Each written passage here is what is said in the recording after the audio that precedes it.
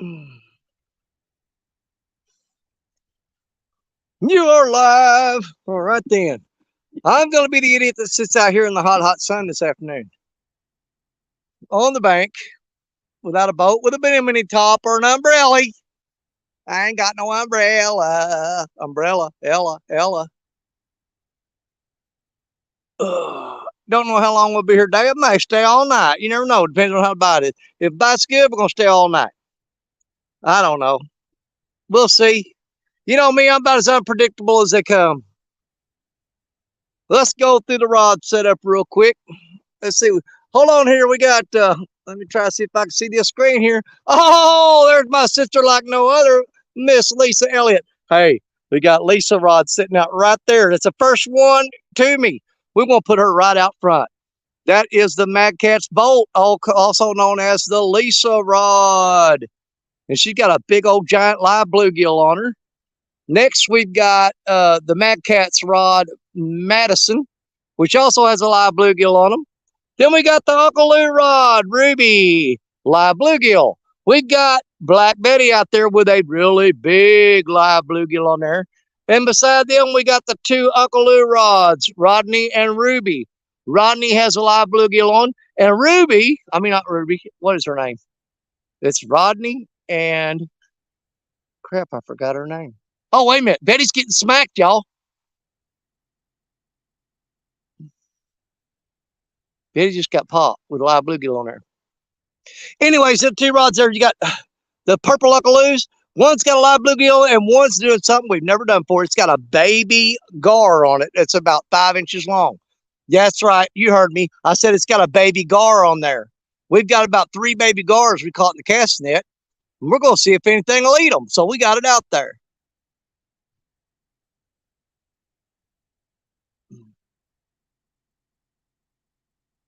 Oh, Lucy. That's other dogs.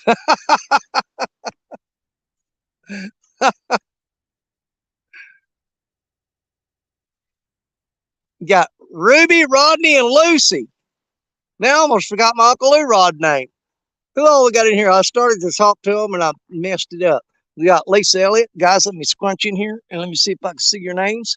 Fishing the Mid-South. What's up, Mike? Good to see you, buddy. Good to see you. NJ, Fishing Maniac. Fishing for Whiskers. How you doing? Brandon's Outdoor Adventures. Oh, let's see. Hillbilly Moonshiners, welcome in. River Rat 3030, what's up, buddy? Good to see you, my brother. Good to see you. Oh, let's see. Man, it's hotter than hell out here. Yeah, I am. It's freaking hot, NJ, but somebody's got to do it. Actually, about 2 miles downstream, you got Fishing and Freedom is on his boat down there. And dude, he's doing good today. That's all I'm saying. That's all. I'm not going to tell y'all what Fishing and Freedom went and done today. I'm going to let you wait it out. Fishing and Freedom.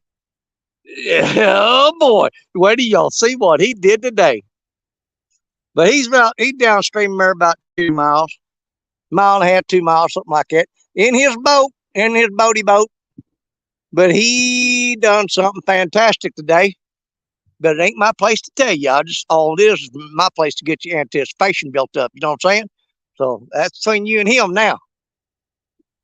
Man, y'all gonna crap when you see what that boy did today. Richard has got it figured out. I'll tell you that right now.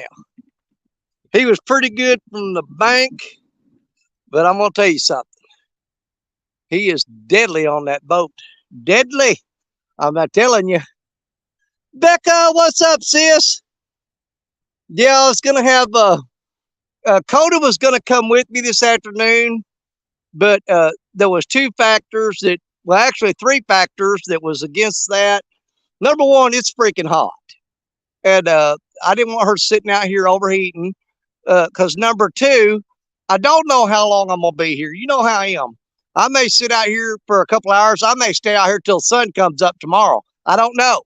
And I couldn't give my wife a different answer on that, so she couldn't give me a definite answer on whether Coda was coming or not.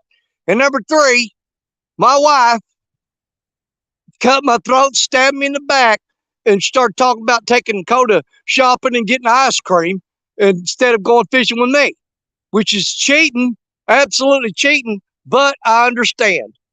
When we're fighting over Coda, all bets are off. There's no holds barred. But she won today. She got Coda and I didn't. Okay. I have to move my hat in here above this screen to see it and focus my glasses. Yeah, she is a good woman and she knows how to win. There's been times I thought I won, but I found out later on that she just let me win because it's actually beneficial to her. And I just didn't know it. Yeah, she had her ice cream. I'll tell you what, we had to keep chain link fence in the yard because if there was ice cream trucks, Coda would jump on there and be like, Coda, what do you do when an ice cream truck comes by? She goes, get in it. And I'm like, no, you don't get in the ice cream truck.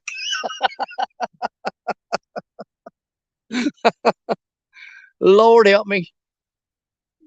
I hope I can raise them to adulthood. We're trying. We're trying. No, she's a pretty smart kid. I'm kidding. Oh, I can't even see how many people in here. But yeah, we got all live bluegills out right now, except for one rod that's got a live baby gar on it, which we have never tried before. I've had people say, why don't you ever try a gar for bait? And I'm like, I just don't know about that. I'm going to tell you something. They're going to have a hard time getting it off the hook because I had a hard time getting the hook through the dang thing. It was like trying to put a hook through a steel plate. I like to never got that fish on that hook. I bet he did get a bite a while ago. She got bumped pretty hard. But I haven't seen anything happen to her since, so we'll see. The river has come up quite a bit. We've got a lot in the rain up north, and man, she's come up, and several of the guys out fishing today have reported to me that they've been doing pretty good. I would have been out early this morning, but I had some issues to deal with, dealing with the city of my hometown, and we got that all took care of. They're just being a pain in my butt. That's what they're doing. And that's okay. I'll tell them after today, never bother me again. Just leave me alone. Don't bother me, don't bother you. Martin, my international brother, what's going on? Good to see you. Good to see you. Man, I hope we can get on some fish today, guys. I know all the guys on the boats are killing them, but they're out there fishing the outside wing dikes and along the main channel. As far as I know, I'm pretty much the only one in this area right here that's fishing the bank. So I thought, well, they're all catching them on the boat, and they said the bite's pretty good. We need to get over there and represent the bank anglers. The lowly, the hillbilly redneck that just do it the way your grandpa showed you kind of people. We got to represent. We got to represent. Now I'm already getting a headache from the sunshine. I'm going to have to drink more water and make sure I keep hydrated. Man, that orange Uncle Lou rod is swinging straight downstream. What is up with that? The rest of the rods are straight out, and that one's pulled downstream. I know I got a pretty heavy weight on there. I got the Catfish Curtis. What's up, buddy? I haven't seen you in forever. Man, y'all talk about a cool guy, man. I tried to get him to change his name to Cool Cats Curtis a long time ago, but then he took too long, and Cool Cats James came along. Snooze, you lose, buddy. I tried to get him to change his name. Too late now. James done snatched that moniker up. Should have listened to me. Nobody listens to me. Oh, they hear me babble and ramble on, but they really don't pay attention to it. Not really. Oh, God.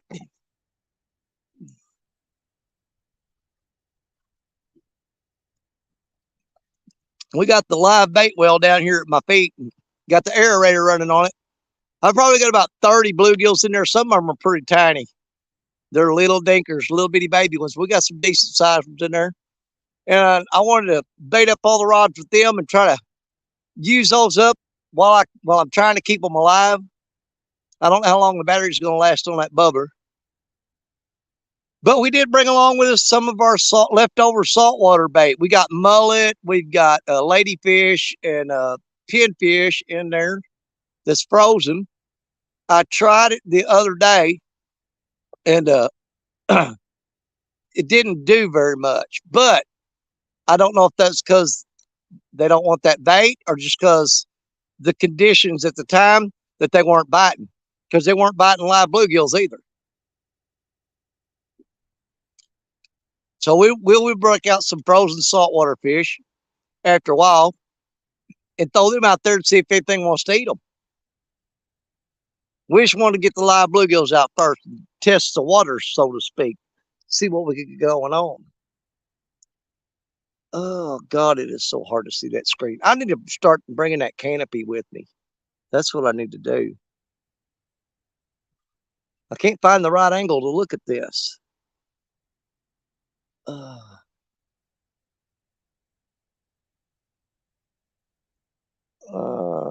can.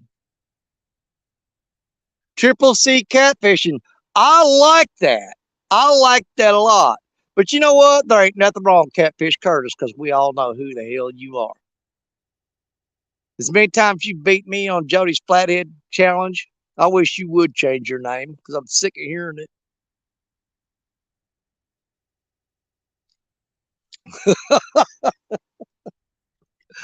Oh, Lord have mercy. Well, we threw all the rods out and ran over here and turned the camera. I baited up and threw the rods out. Then come over here and hit the live button. And we did get a bump on Black Betty within a few minutes. But that's all we got was a bump. Just a little bump on there. But the river has come up quite a bit. I think it's come up like hell, I can't guess.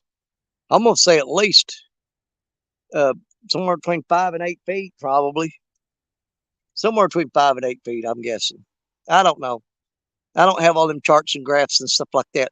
And that Luckaloo rod that was pulling downstream is now got slack in it and tightening up going out.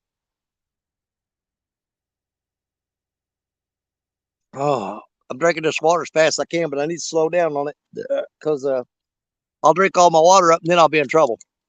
So let's go ahead and put that up, save it until we're really, really, really, really thirsty and need it.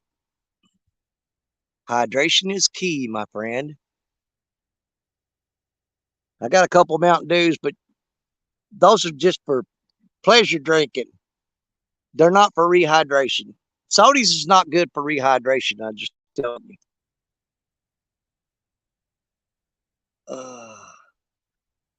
I wish I could see a screen that said Catfish Curtis. Get it? What does that say? I finally got me a 50s plus flathead fishing spot. Nice, Ernest. Ernest, you got you a 50 plus on the flathead? Nice, nice, nice. Good job, buddy. I knew you could do it. I knew you would do it.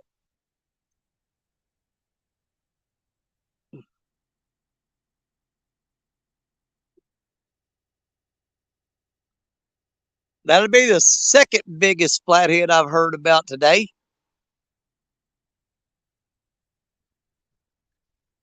I did hear tell of another one that was pretty big.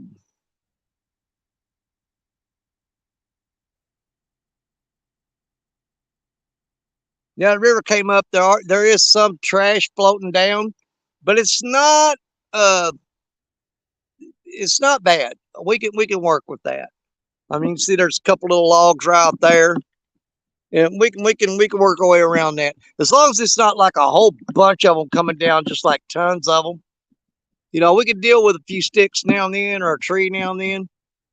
We just can't deal with them when they're just pouring down here. Shed tree catfishing. How you doing? God, how did I wind up getting this headache so fast? It came out of nowhere. 26 beautiful people in here. I finally got the camera angle where I think I can see it a little bit. If I turn the camera right there, I got a little better view of the camera.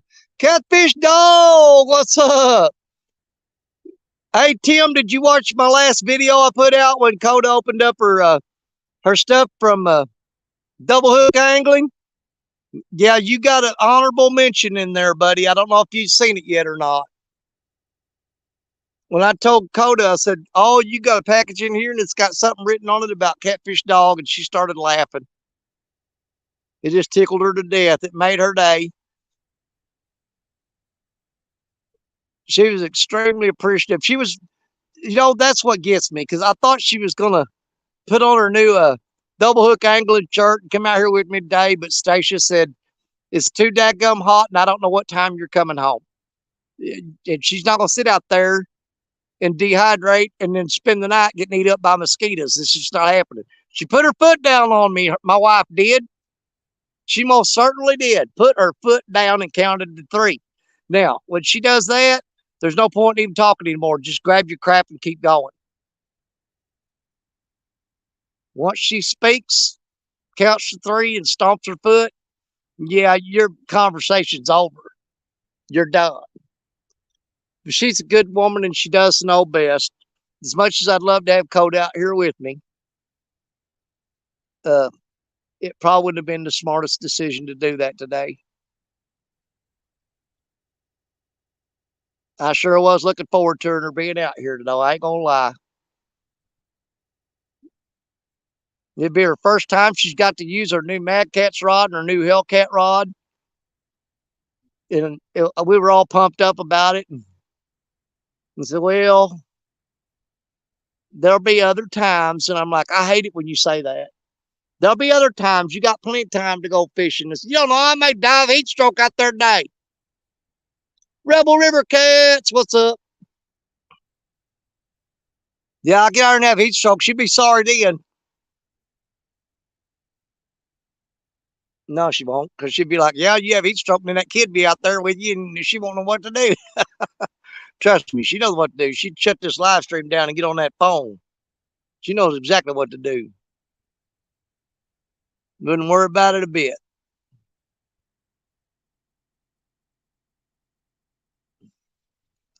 We got them rods. They're stacked in there pretty tight against each other. I hope we don't have to deal with a lot of tangling up today. We'll see. Piscator Outdoors, Jeff, what's up, buddy? Good to see you. Good to see you.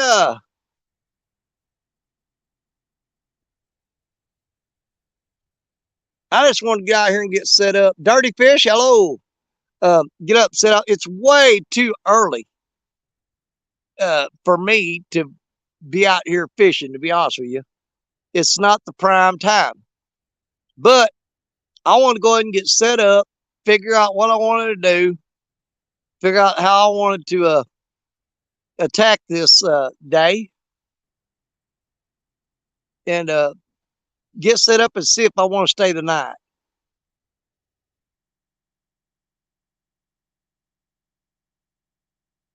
I'm in a pretty decent spot. I think the fish should start biting later on this evening. We just got to be here to do it. But I just couldn't wait. I didn't want to sit around the house, sitting there watching TV or YouTube and going, looking at the clock, seeing when's it's going to be time to get down there and go fishing. When's it going to be time? And I said, you know what? Time is right now. Let's go down there and get set up. And if we decide to stay all night, we'll stay all night. Oh, Betty got bumped again. I wish he'd quit bumping it and just go on, take it. She got a little thump on her. That's a big old live bluegill on Betty. That's the biggest bluegill I got with me. And that makes 2 times something's whacked it and just bumped it and jerked the line. And Uncle Lou rods are slack over there. Probably go, let me go tighten those lines up. They're slack.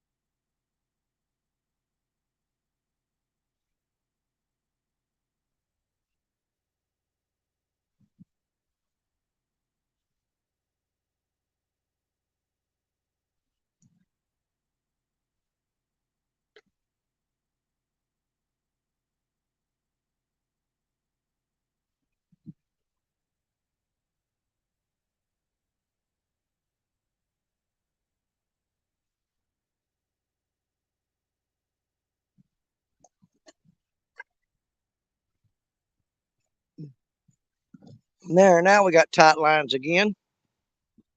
That's better. I had to wipe all the sweat off my glasses. It's getting where I couldn't even see through.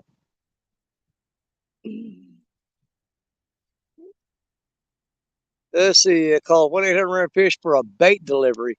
I've got some pretty decent bait if that's what they want. Mostly what I got is live bluegills. I got the aerator pump. As a matter of fact, it's sitting right here in front of the camera. I'm keeping it close to me because if the batteries go dead on it, I'll be able to hear it and I can run up to the truck and get some new batteries and put them in there. I had 30 live bluegills last weekend and wasn't paying attention. Batteries went dead. And within 20 minutes, the fish were all dead. So we try to keep the bait tank a little closer to us so we can hear that pump running. We don't want that pump shutting down and our bait dying. Although I generally don't care for I'm not big on live bait. I'm not. I'm more of a cut bait kind of guy. And we will be throwing some cut bait here in a little while. But if I've got them live, I'm going to use them live. Me and Austin did catch two nice flatheads last Sunday, just right upstream from here. He got a 12-pounder. I got an 8.5-pounder. And those both came on live bluegill. But we're about 300 yards downstream where me and Austin were last week. To be precise, I'm sitting in a spot where I caught the 8.19-pound fish during the river battle. That's where I'm at, where I caught the 8.19-pounder.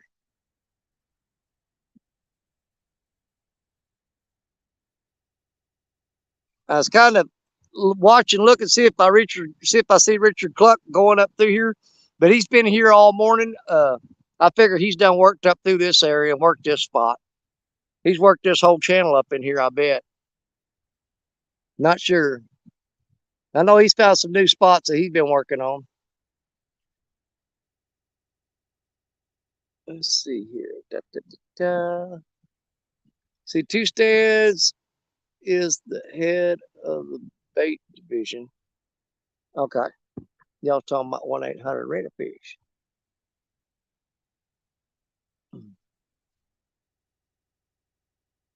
Yeah, I started to just not go live and just wait until later this evening when there's a better chance of the bite. There was a good early morning bite here on the river in our area this morning. Pretty decent early morning bite. And hopefully there'll be an evening bite. I may run the lights down here and fire the generator up. We'll see. I know I've got a fish tomorrow. I know my cousin Austin's going to be with me tomorrow. I'm not sure if he's wanting to come early and fish all day. And we've got the River Rat Show tomorrow at 4 p.m. Central, 5 p.m. Eastern on Fishin' and Freedom's channel, Fishin' in Freedom. We'll be doing the River Rats live tomorrow. And yes, the whole gang will be present.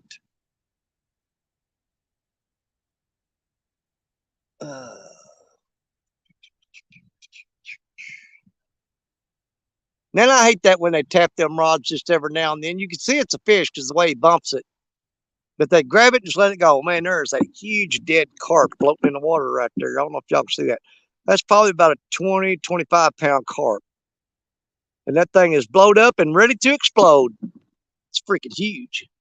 Big old carp.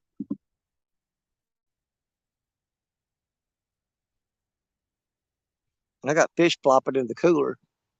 I can hear them thumping around on the edges of the cotton picking thing. Camera set about right there. Yeah, there you go. Now I can see it pretty good. Mike Chavez, what's up, my brother? Good to see you. We're gonna ride this out, guys. We're gonna fish through the hottest part of the day and work our way up into the evening where the bite's a little better. But you know what? I like a challenge. You know me. I come out here at the worst time of the day when it's the hottest, just to see what we can do. It's all about being on the water. Although I'm dying right now, it is freaking hot. Whew. I got my Mad Cat's hat. Yeah, I got my Mad Cat's hat on. Well, dadgummit. I don't even know what the Mad Cat's code is. I forgot to look it up today. I don't think we're going to need it. If we do, we'll deal with it when the time comes. Um, let's see, Mike said I'll be grilling out in a bit, but I will be in and out. Okay, brother. Well, you know me, man. I keep the door unlocked. You come and go as you please. Come in, kick your shoes off, flop down on the couch, and make yourself comfortable.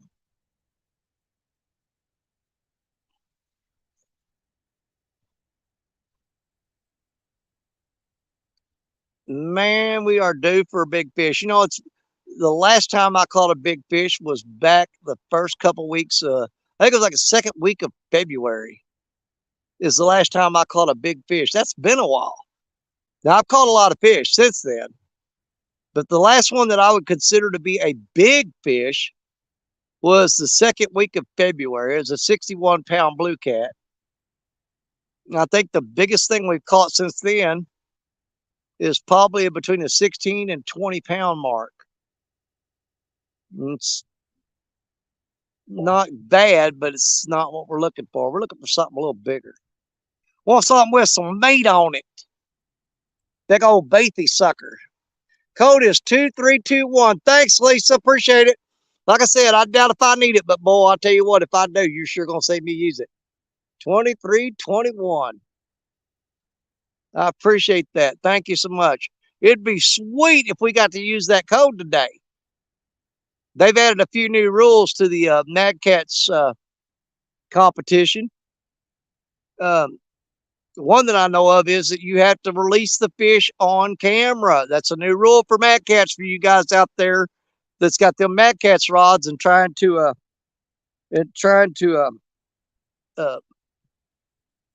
get in there on them big fish and participate in that. Make sure you check those rules constantly in case they change. But you do have to release the fish on camera. Now, if I catch a state record fish, or I'm gonna tell you something. I know everybody talk about you got to get them turned loose, got to get them turned loose. If I catch a world record fish, I've got a big rope up there that I'm gonna tie that sucker up on the bank, and I'm gonna make some phone calls. And if they can get to me, okay, and figure out how to keep that fish alive, I would definitely hang on to that fish for as long as I could. But if he started looking peckish, I'd have to say, "Oh my God, big decision here." I know everybody says that they caught the world record fish. Oh, if it came down between the fish's well-being and me getting that world record, 99% of the people said, "I'm going to put that fish back in the water." And like, that's going to be a tough decision. I'm just being honest here. I'm talking world record. I'm not talking state. I'm talking about world record, where you know that record's going to probably stand for a long, long, long time. You'd have to do a lot of pondering on that. And I'm not sure what Missouri's. I've got a direct line to several conservation agents that could help me out with it. That would probably we'd be able to work it out where we'd be able to get that fish into they'd pull up here right where I'm at because they know where I fish at. I can drop them a pin, they'll come right to it, or a couple of guys I call, they know where I fish, and I can explain this spot to them, and they'll come right to it. And I think they got a big portable tank that's aerated and got pumps on it to circulate the water. But you'd have to be pretty dang sure that you've got a world record fish before they will hook up that tank and come to you. You've got to be beyond a shadow of a doubt. You got to tell them, Look, guys, no doubt about it. 100%. I guarantee you, I got a new world record. They'll hook up that trailer and they'll come on down here. You better pray to God it is a world record fish when they show up, though, because if you waste their time, they're usually not happy.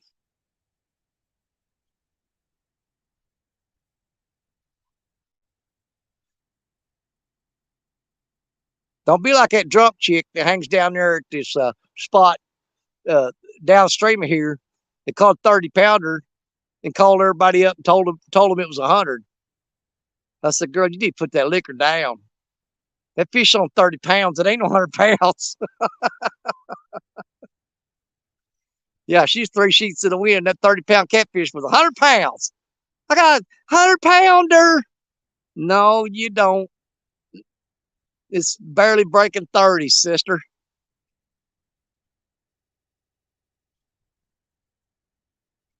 That's a true story, too. I kid y'all not.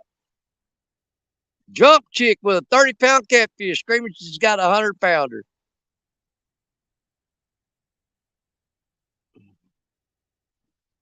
You'd have to be insane to sit out here on this bank in the direct sunlight today and drink alcohol. I'm telling you.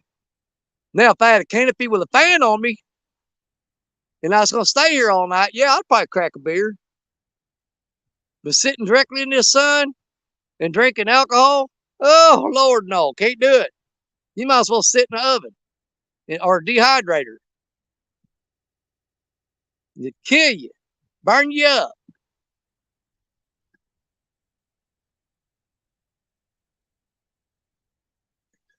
La la la la la. Boy, there's somebody wrote a paragraph. Let me go back and see what that is. Oh, it's Kelly Bullock, my brother Kelly. Evening, everyone. Just checking in from the birthday party. My daughters. Good luck, Danny Stone. Kelly, do me a favor, or just not me a favor. Do the right thing. Go ahead and post the link up here in chat. Uh, uh, KB, Kelly's Kelly's partner on the show. Guys, KB has had a bad stroke, and Kelly was kind enough to get a GoFundMe started for him. The money goes directly to KB and his wife's bank account. Okay, and we're trying to help them out.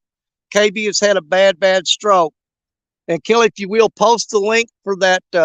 It's a PayPal link, I think, or no, it's a GoFundMe link. But Kelly, by all means, post that up here in chat. You can post it up several times if you want throughout the show. If I stay here all night, brother, you can post it all night, because I want everybody to have every opportunity they can, if they want to help KB out, to give them that chance. And absolutely, Kelly, appreciate you taking care of your brother like that, man. It was KB.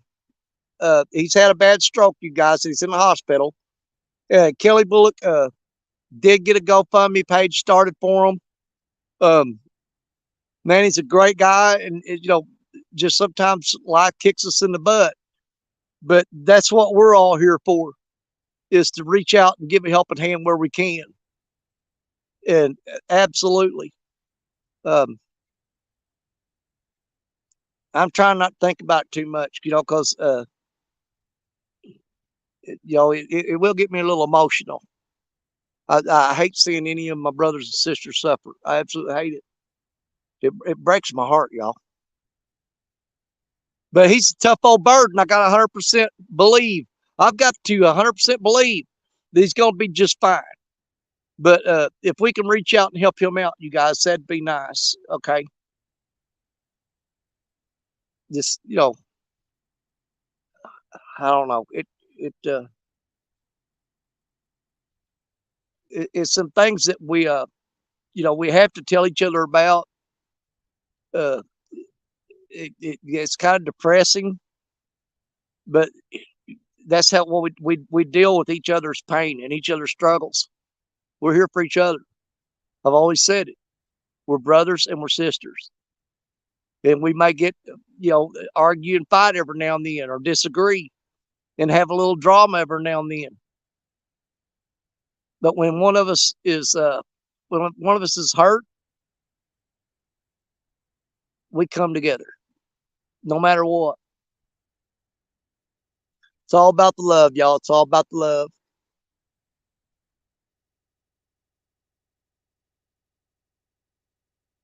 If we ain't there for each other like that, then I mean, the rest of the world's not going to be. I'm going to tell you that.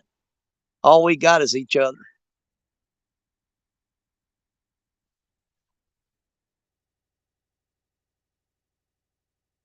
Is Steve in here? Sneaking around. I'm trying to see this thing.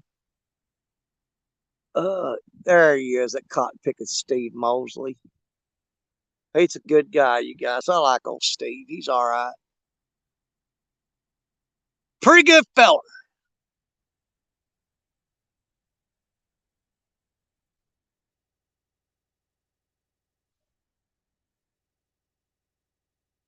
I know some of y'all probably get bored because, you know, the kind of bank angler I am, I drive up and down the river and I look at different spots and I look at different spots. And I calculate and figure and different factors into it. And I pick a spot and I set up. And man, I may stay there for 36 hours. And you guys were like, God, I wish he was on a boat or something where he could move. I'm sick of this spot. I'm like, well, ain't how Dave Stone does it. I set up and I try to pick a spot that's one, it looks like there might be an eddy or an underwater structure there that I can work. But what mainly factors into it lately is how easy I can get down there to it because I'm getting where I can't climb them hills like that no more. And them rocks right there, that's straight up. I had to carry all this gear over the weeds and vines and rocks, and there's where I came down right there. And believe it or not, that is straight up. That is a sheer rock wall. It was not fun getting here, I'm telling you. I fell down 3 times. I dumped my bait bucket out that had my live fish in it. I think I lost a few of them in them rocks. I got most of them back, and then I went and got another bucket and dipped water out of the river and put water back in there. But yeah, I fell and rolled down that hill with that bait bucket or that bait cooler and dumped it out. I'm like, crap, there's fish plopping everywhere. Luckily, they laid it on that flat concrete right there. I tripped in them rocks right there coming down, and they laid it on that flat rock. They was flopping all over the place, and I was grabbing them, throwing them back into well, there's a little cooler right there. I was throwing them back in that, and then I had to run down there to that other little red cooler and dip up water and get water back on them. Ain't you sorry you missed that? Oh my God. Hey, Super Smart Derek, what's up? Mark, let me back up here a little bit. Bugman, I said hi to Bugman, I'm pretty sure. Curtis, what's going on, Curtis, buddy? Okay, let me read that. Update on Kevin. He's home right now. He was able to speak for the first time today to Amy Joe since the stroke Wednesday. Thank you, Kelly. Thank you for that update, buddy. Appreciate that. Appreciate that. I saw where Rebel River, I'm getting tongue tied. Rebel River Cats. God, try to say that 3 times real fast. So where he saw the word epic, and I thought, well, Tim Scott's in here. What the crap? Tim Scott ain't in here. If I ever want to get Tim Scott on my show, I have to notify him a month in advance and send him the link and keep reminding him to make sure that I'm going to do it. But yeah, we could get Tim Scott in here, but we don't drag Tim Scott epic catfishing in here until we know the bite is on fire. When we're catching fish like crazy, we'll holler at Tim and say, "Hey man, you'll hang out." Oh Lord, here comes a bunch of trees down the river right there. I said that a while ago. That is a big old giant tree. I hope That thing detours around us. If that comes down here, I'm going to be rushed to reel all those rods in. Promise you, I'm going to get snagged up on the bottom and lose about half of my rigs. All because I'm trying to beat that tree that's coming down. And you can't say it either. Rebel River Cats. Yeah, try to say Rebel River Cats 3 times real fast. Yeah. Rebel River Cat. Sound like rubble, rubble, rubble. What was the cartoon that used to do that? Rubble, rubble, rubble, rubble, rubble. No, it was it Grimace from McDonald's? Rubble, rubble, rubble, rubble, rubble. Or is that the Hamburglar? I don't know. I'm trying to remember. Can you guys remember that? I know it was on McDonald's commercial. Which one of the characters used to wouldn't talk and just go rubble, rubble, rubble, rubble, rubble? Any y'all old enough to remember what I'm talking about? I think some of you are. You don't want to admit it. Oh, Lord have mercy. Look, lady, how you doing?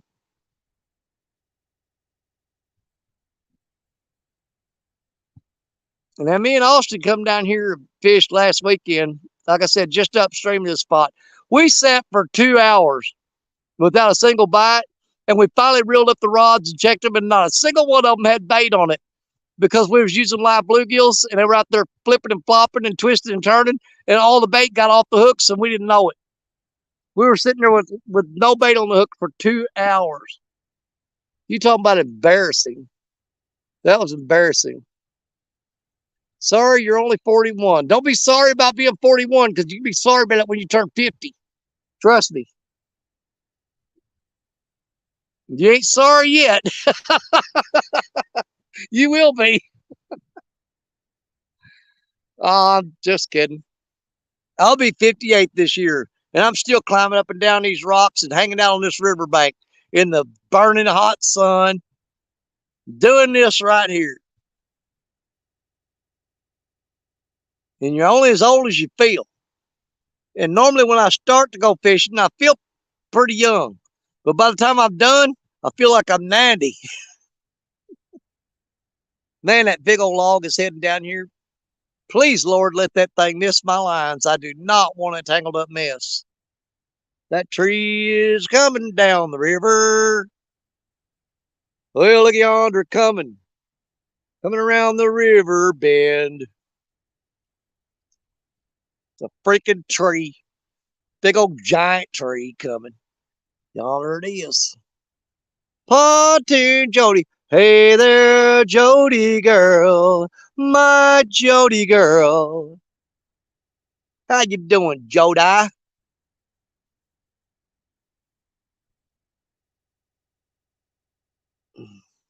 Oh, Jody.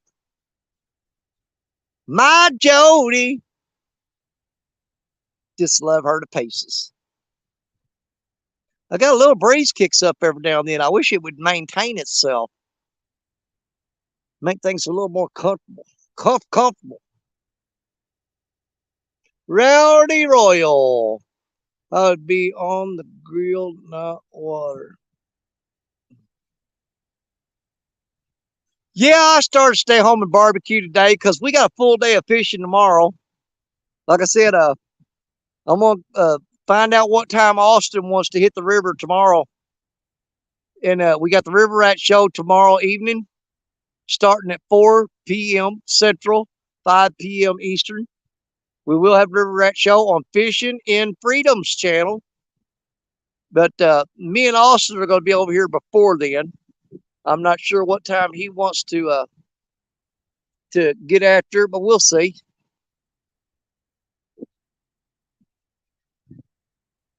I'm really not liking this spot.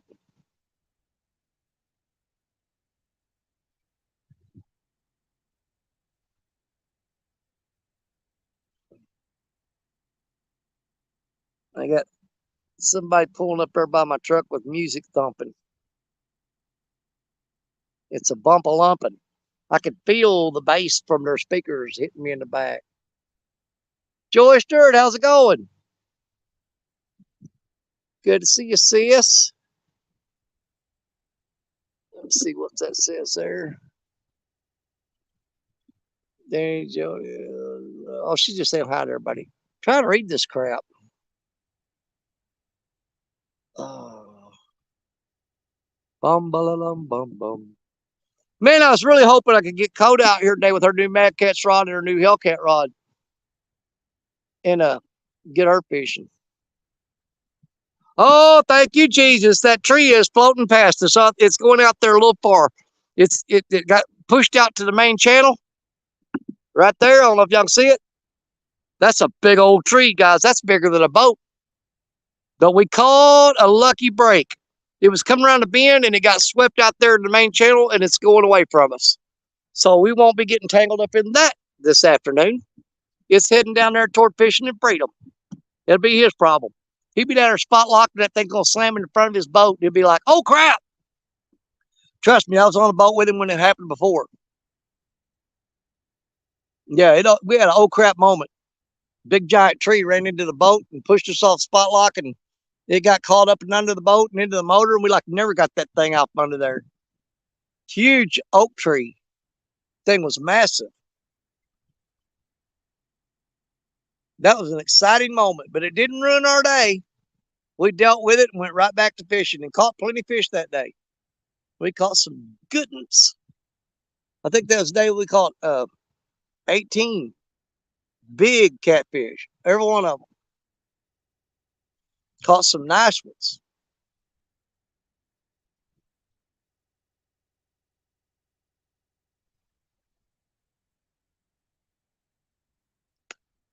Come on, fishes. Let's get it on. Let's get it on. Let's get some fish on the line. Come and bite my hook. Sly bluegills for everybody. All you can eat. Come and get them.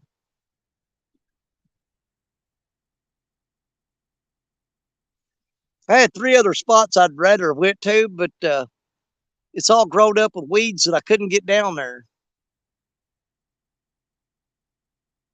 It was tough enough getting to this spot. The other spot, it was so grown up. It had poison ivy vines and poison oak growing across there, and it was like a solid wall of that crap. And I tried to go through there and push my way through it without carrying anything. I was going to try to knock a path through there, and I couldn't knock them vines down. I was just bouncing on them like a feather bed. So we just moved on down the road and picked this spot here. That's right. I was rolling in poison ivy. Sampy, what's up, my brother? Mr. Sampy Sam. Old Sampy Lamp.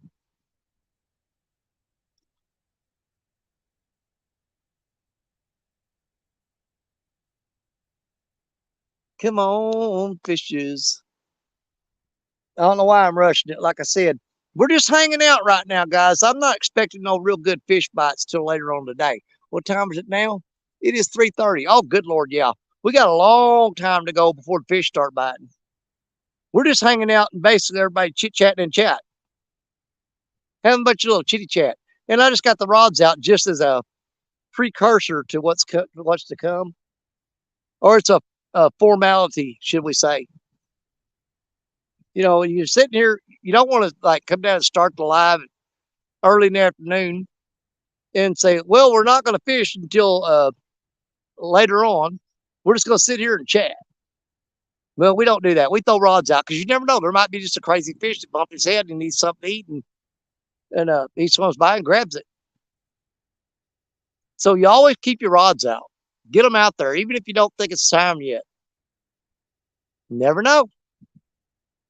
Bite can come from anywhere at any time. You just got to have bait out there and be ready. Be ready.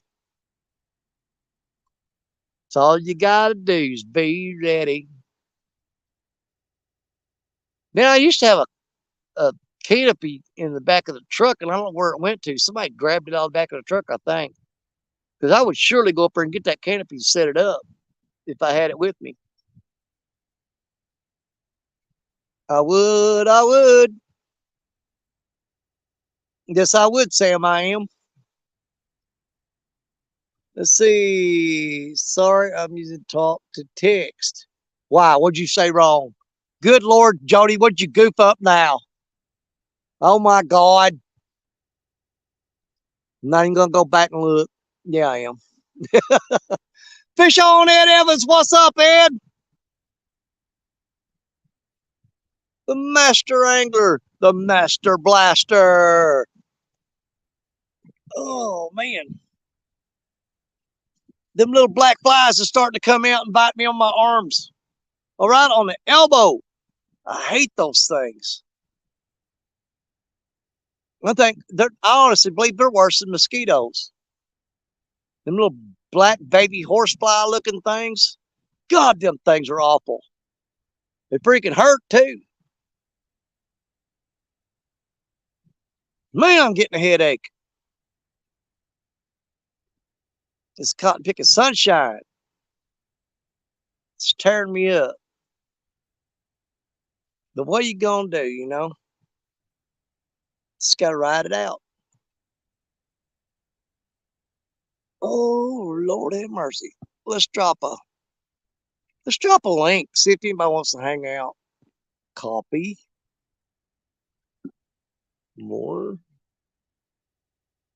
Comment. Is there anybody out there? You know I am. I'll probably try to keep up with, see if I can see anybody. Anybody wants to come up and commune? Don't want to be greedy to sit here and do all the talking myself. I'll give somebody else a chance to talk if you want to. If not, I'm going to keep on talking. Chocolate covered mayflies. Now, are they dry roasted or just raw? Because the raw ones, that's a no-go. Can't do it. Now, if they land on a heat lamp and you hear them pop, they're done. And they're crispy and crunchy and quite delicious. They taste like peanuts or cashews. Yeah, cashews. They taste like cashews. Yeah, try it. Trust me.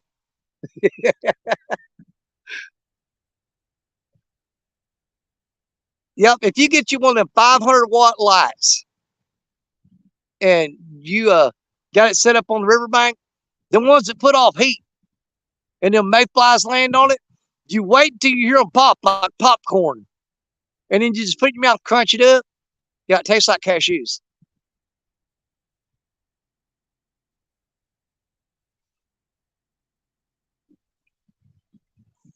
You can eat them, but it tastes like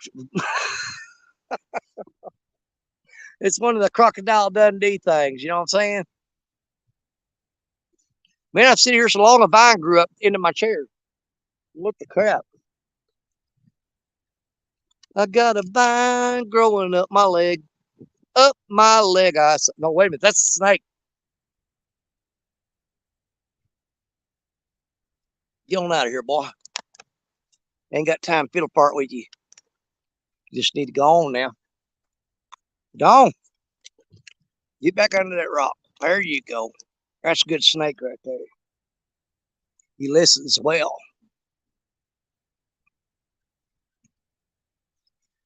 Uh, Rob Box, what's up, brother?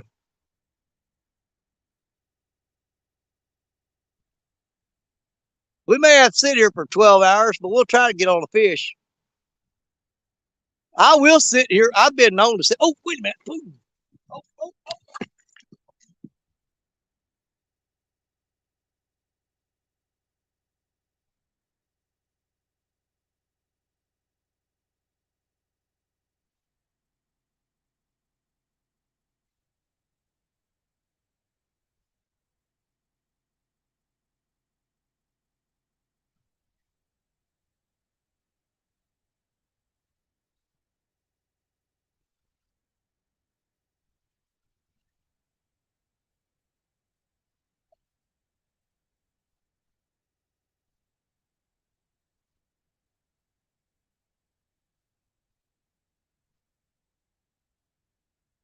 Oh, I hate when they do that. Oh, I tripped on that rock, too. Man, that orange Uncle Lou rod got pounded. We'll let it sit for a little bit and make sure he didn't rip the bait off there. Yeah, old Ruby, she got smacked 3 times real hard. I don't know if y'all can see it. She's right behind that net right there. She's sticking up the nets there, sticking up in the rocks, and Ruby is sticking up right above the net. And she got popped 3 times hard. But he didn't hook up. He didn't hook up. He didn't hook up. It might have been one of them smaller channel cats that just got to hold that live bluegill pulling on it. It's a pretty decent sized bluegill on that rod, too. I made the mistake last week. I was running over there, and they was tugging on it and popping on it, and I reeled down on them. And when I got it up there, all it was, they had to hold that bluegill, and they didn't have to hold the hook. So I'm going to let them take it down until they bend the crap out of it. Because they've been jerking the rods, and all they're doing is they're grabbing that big bluegill, and they're getting hold of it, and they're halfway up the body, but they don't have the hook in their mouth. And they'll tug that rod, try to get that bluegill off that hook, and they'll miss the hook. Avid, what's up, buddy? But that right there was encouraging. Got us a little bit more excitement because we did get a little bit of a bitement. That's not even a word. It is now because Danny Storm said so.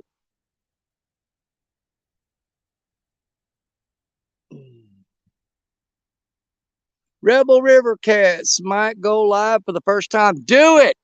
Do it. Do it. Do it. I encourage anybody that hasn't been live.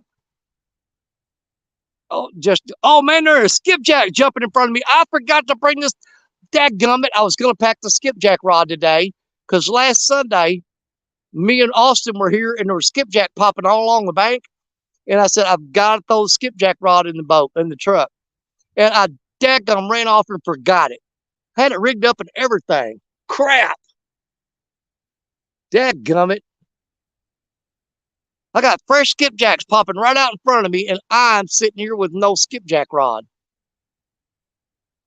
I knew I forgot. You know how when you pack everything up in the truck or in the boat, and you go through it in your head over and over and over, and saying, "What did I forget? What did I forget?"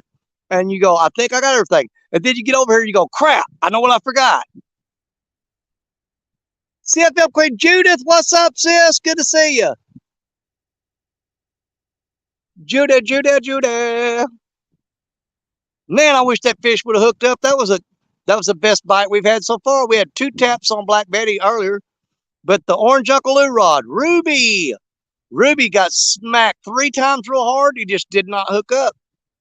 We're gonna give that rod about another 10 or 15 minutes, and we're gonna reel up and see if he ripped the bait off of there. I had them doing that last Sunday. I had big bluegills on there, and the catfish were grabbing the bait and pulling real hard, and they were ripping their lips off of the bait, and they were stealing my bait like that. But we'll give that rod, we'll let it sit for about another 10 minutes, and if he doesn't come back and pick that up, we're going to check that bluegill and make sure we still got bait on there. We don't want to do like we did last week and sat there for 2 hours with no bait. Not going to do it. No, sir. Not going to happen. Not going to happen. Not today. And to help prevent that, every now and then we will randomly select a rod. I don't want to reel them all in and check them, at different intervals. I want to randomly select a rod every now and then and reel it up, make sure there's still bait on there, and throw it back out. Now, I like to keep them out there soaking, especially when I got a live bait on there. That live bait ain't going out. Man, I sat there, I've sat out here before with the live bluegill on for 16 hours one time and reeled it up, and that bluegill was still alive on that hook. Still alive. Like the old lady, the grandma on the cartoon show, The Croods. Still alive.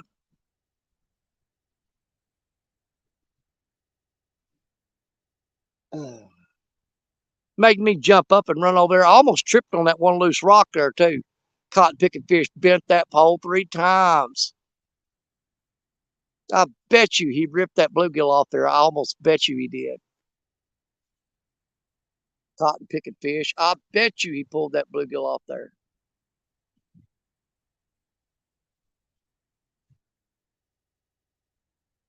Dadgum little punk. Yeah, most likely it'd be just like a little channel cat or something, maybe like a 5 or 6 pounder.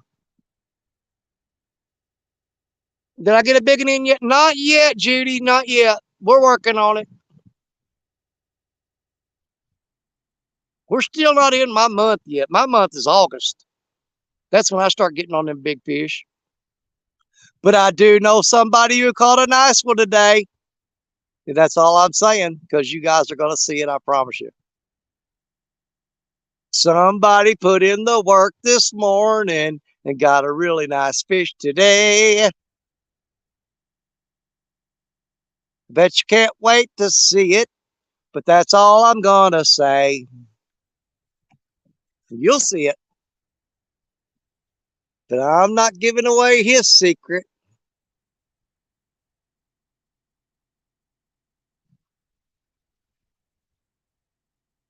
I'm hoping not. Black Betty needs to do some work.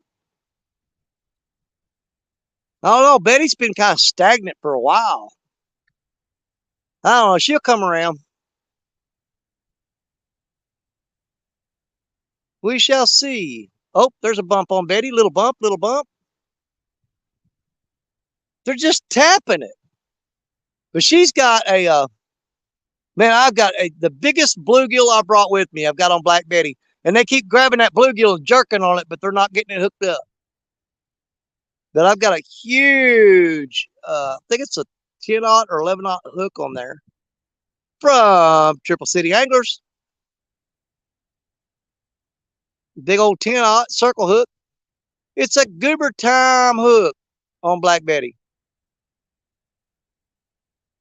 with a giant chunk of bait. I am tempted to go ahead and cut up some of this saltwater fish, though, and throw them out and see if anything will eat them. We're going to give some of them a try here shortly. They're frozen solid. They should be thawed out.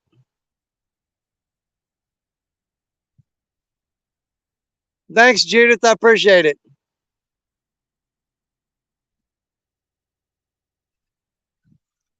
Yeah, we've got some saltwater. We got some saltwater baits that my granddaughter Coda caught a bunch of pinfish while we were in Florida a couple weeks ago.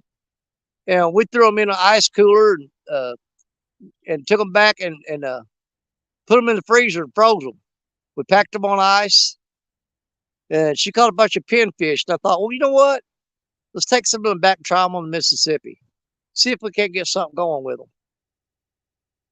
We'll try pinfish. Have a little saltwater flavor to their diet. See if they'll eat it. I just don't know. We'll find out, though.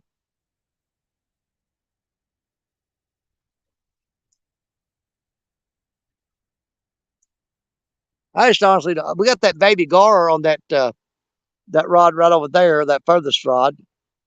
We got a baby live gar on there. But I just really don't feel like nothing's going to eat that thing. I just don't believe it. I've never tried them before, but I caught one. I thought, I'm gonna throw it on the hook.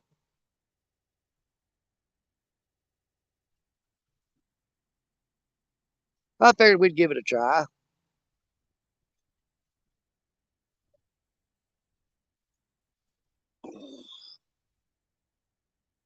Let me see if I raise that up, if it'll knock some of that glare off there for me. See if that helps any. I get there you go. That way I'm not scrunching down trying to read it. Yeah, it may be too high. Let me drop y'all back down just a hair. I don't want to get it so high it blocks a view of the rods where I can't see them. There, set it right there. Had 3 coffees day and looked like Chatty Cathy in the chat. Judith, I can't drink 2 cups. I drink 1 cup of coffee. If I drink 2, my freaking head will explode. Could you imagine? My wife limited me to 1 cup of coffee a long time ago.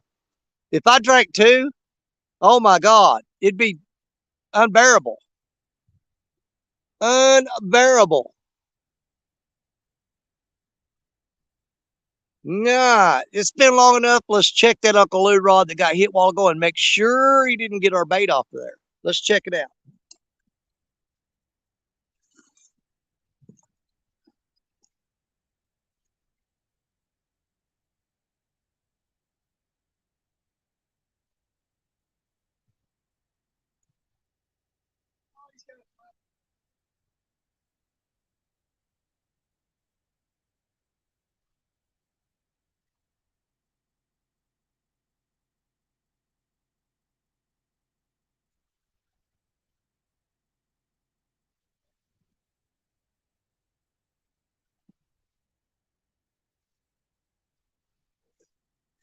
Good grief. I didn't think that line was ever going to break.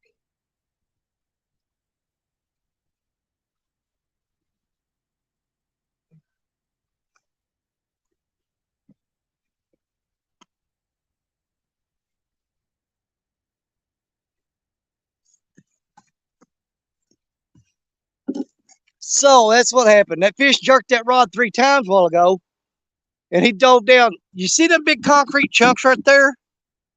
Right there? They're all over the place under the water out there.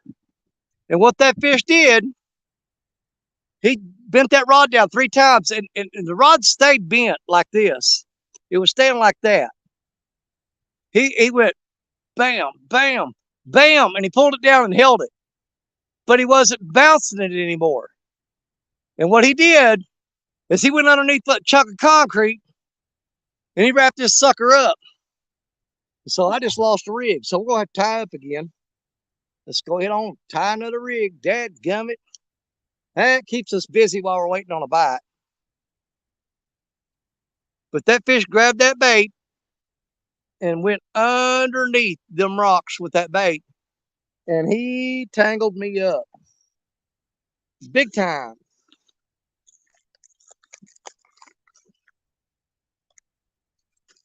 A little cotton picking fish. Let's see. Where's all my good swivels at? Oh, I got some in here somewhere. There they are. I found them. I founded them. We found our swivels. 3/0 swivels. Those are a little smaller than I normally use, but we'll use them. All right, then. I reckon that'd be all right.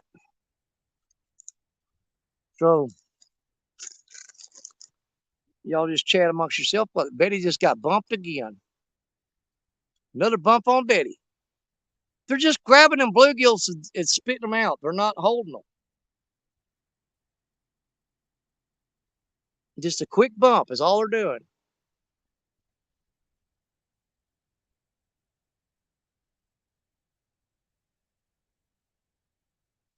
I'm going to sit here and tie a rig real quick. Oh, that sun went behind them clouds. And that is nothing but a blessing. The temperature just dropped 10 degrees. And I'm sitting there going, oh, geez, thank you.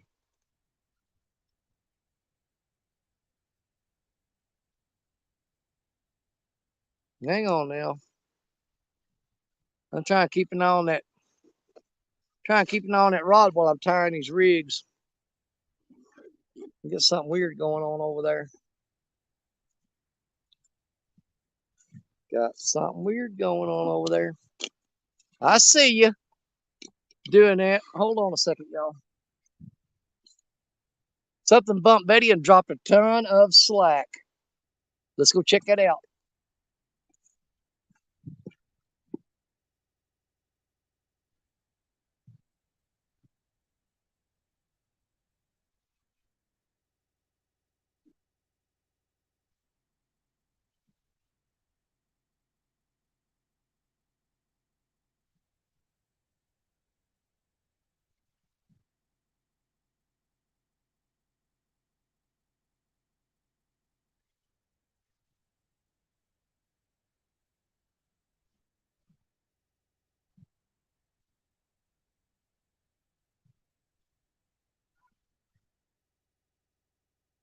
Keep an eye on that.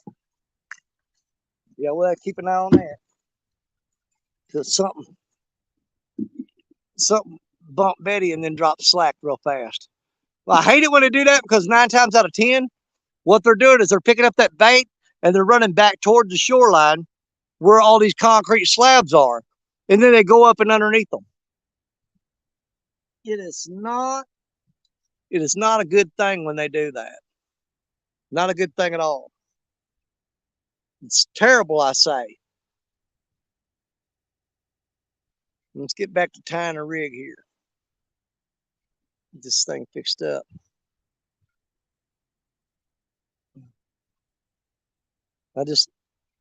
I'll tie a knot and look up. Tie a knot and look up.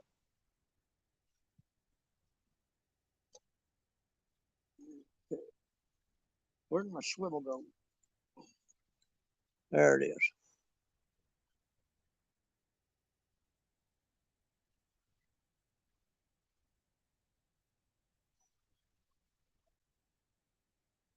We'll keep an eye on it. Y'all just be patient with me for a minute. I'm trying to tie a rig up.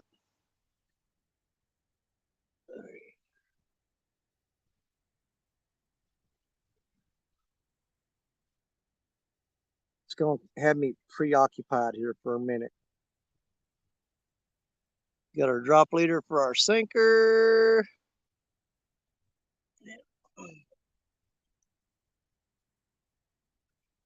Find the proper size weight. The hell's that? Oh, good Lord.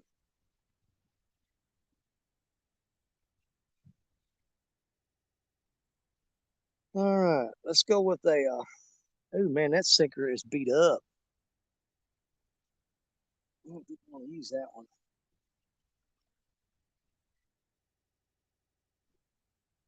There's a good one.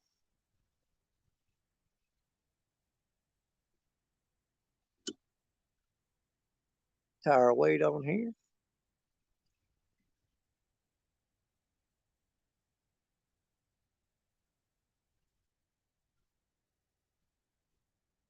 We're in a super rocky spot right now, guys.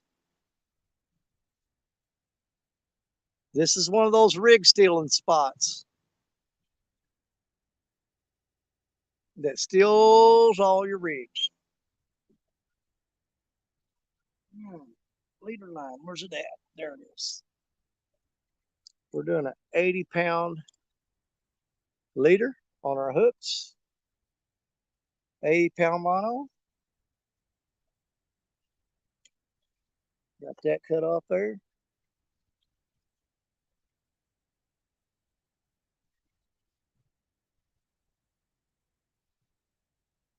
Yeah, now we need to select the hook.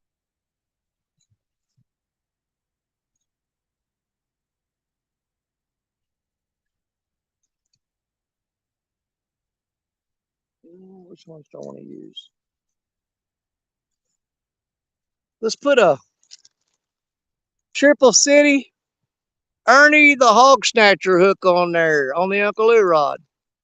Looks just like that right there. I don't know if you can see it or not. From Triple City Anglers, right there. Ernie the Hog Snatcher hook. Get you use your code DSO10, get you 10% off them hooks.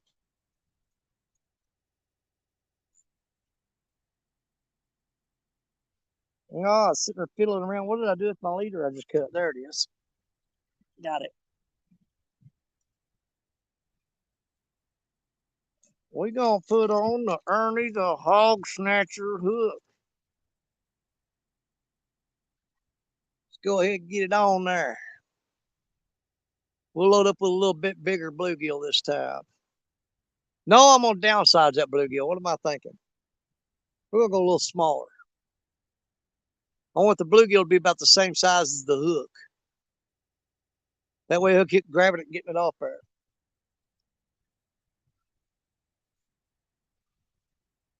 Seven.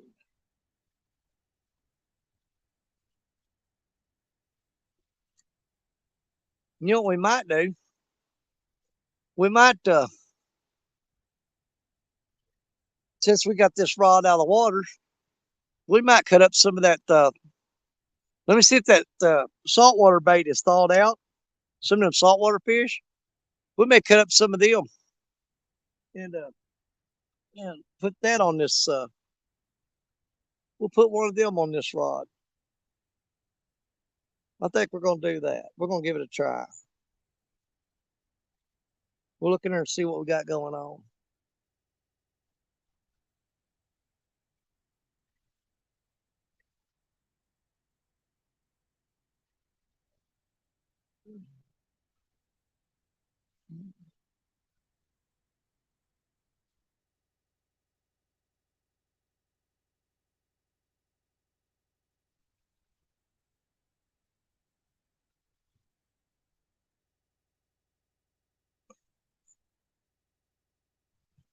Oh, good Lord, that 80-pound braid, 80-pound mono, that stuff's hard to tie knot in. Stuff's stiff.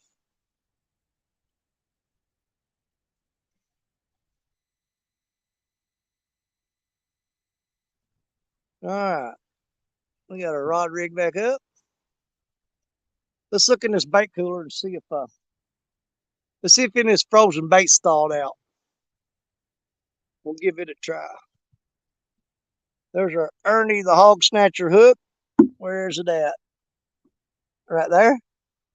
Snelled on there from Triple City Anglers. Triple City hook. This stuff's still frozen solid. It's still frozen.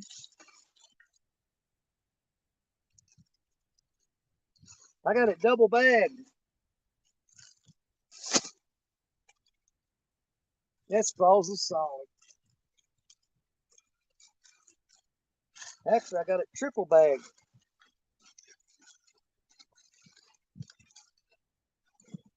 That's some bloody stuff, though. There's some finger mullet. We got some little mullets. We may put a mullet on there. You know what? Let's try a mullet.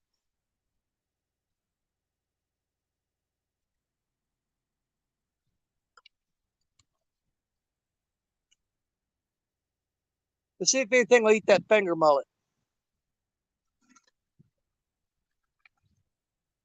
We'll give it a try. We'll give it a try. Might as well try it out. We got it here.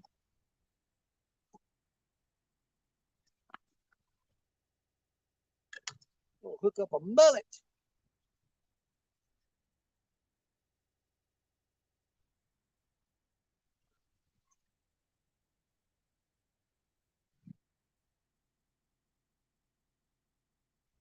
We'll put that on there. Just like that. See if anything will eat that.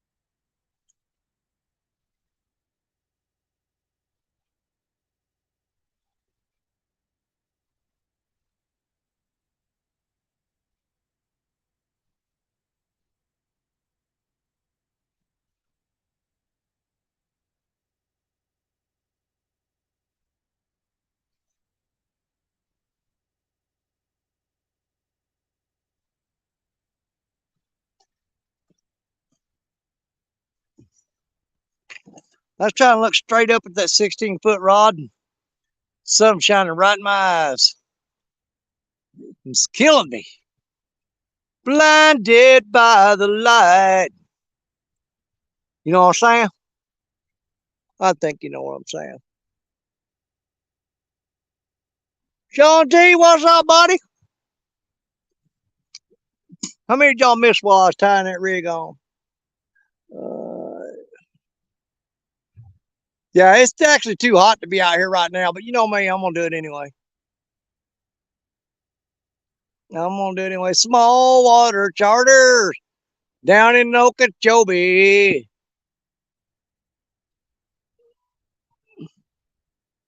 Yeah, I've always wondered what that next line was. What is that dressed up like a deuce? What are you talking about the car? Oh, Betty got bumped again. Why is he just bumping it? That's just really ticking me off. Just bump. Betty got a bump on her head. Betty got a little bitty bump. They're scared of that 16-foot rod. They grab that bait and go, crap, that's Betty. Let go, let go. They don't want to grab it and hold on to it. I dare you. I'll show you what that old girl can do. Get on there and get you some. All right, then. I think most of them guys on them boats done packed up and went home. Don't know. I sure ain't seen none of them run up through here. They'll probably be scattered around up through here this afternoon. Fiddle farting around and puttering, pooting and looting.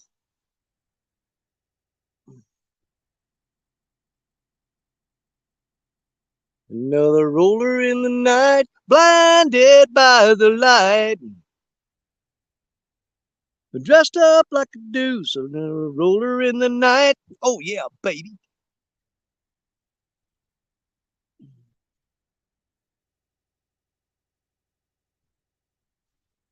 Oh, all right, we're back to the waiting game.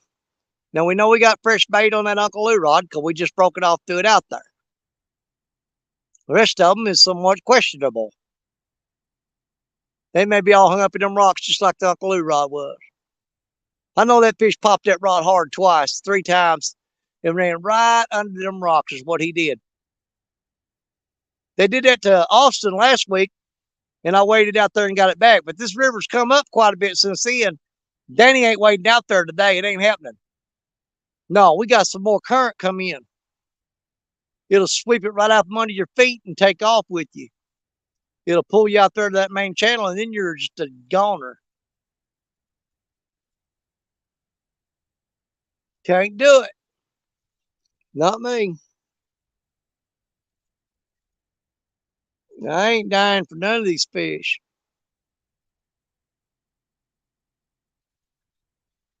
I'll come close, but I ain't gonna do it. I ain't gonna die. I'll get hurt for them, but I ain't gonna die for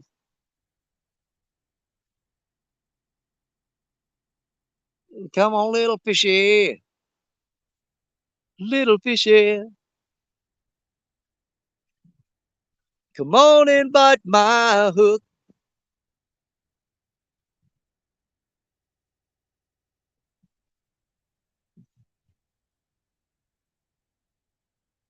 Betty was bent quite a bit, and then she dropped slack again.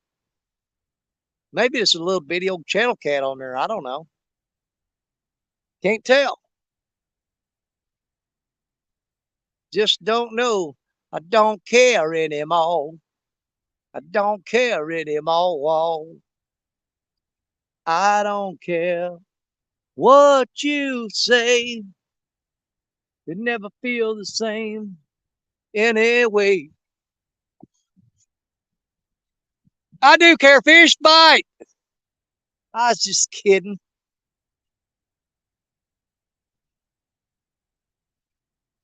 I was just joshing you. You go on and eat that hook if you want to. All right, then.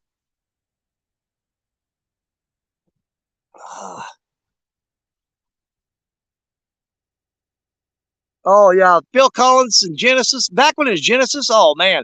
And then they split up and Phil did some singles or solo career.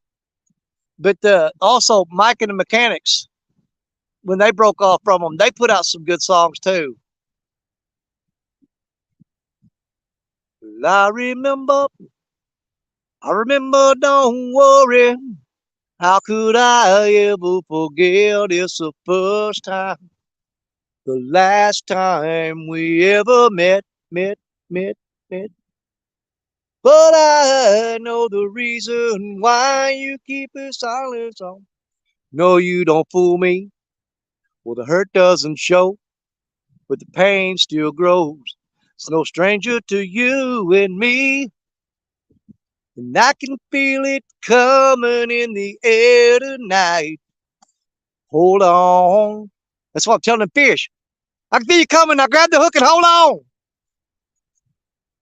And I've been waiting for this moment for all my life. Hold on. Hold on. Willie, you told me you were drowning. I would not lend a hand. I've seen your face before, my friend, but I don't know if you know who I am. But I was there and I saw what you did. I saw it with my own two eyes. So you can wipe off that grin. I know where you've been. It's all been a pack of lies. I can feel it coming in the air tonight. All right, that's enough of that crap. How many people do I lose? Good God, I ran them all off. Woo! Get Rich up here, that guitar. I would love to do that song with Rich. That is one of my favorite songs that Phil Collins ever did. Boom, boom, boom, boom. When they hit that drum solo and kick in, oh my God, you talking about, man, it makes the hair on your arm stand up. That's what I'm talking about.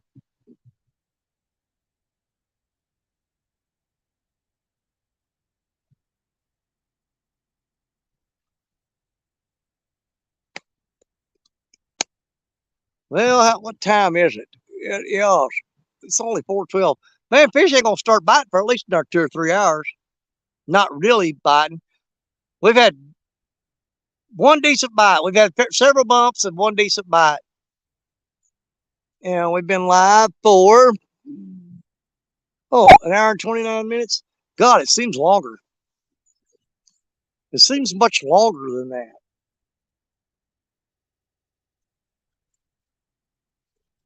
I thought we'd been here for at least 2 hours. It's just dragging by. Yep. The time is slowly going by. Time keeps on ticking, ticking, ticking into the future.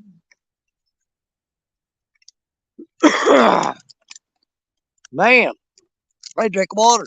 I gotta stop singing. It's making my throat hurt. And it's making y'all's ears hurt.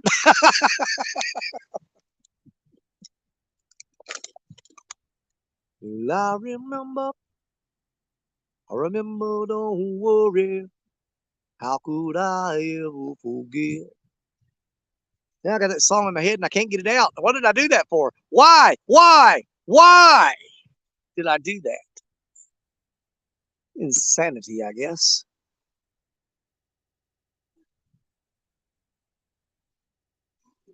Okay. Insanity. Yep. That reminds me of this one time. I was walking down this sidewalk in this town not far from here. And there was this huge brick wall. Hold on.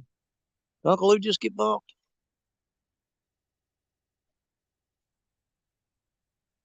Back to the rest of the story. I was walking in town not far from here. And there's a huge brick wall that was like 12 feet high. that went all the way around this building. Hold on, dadgummit.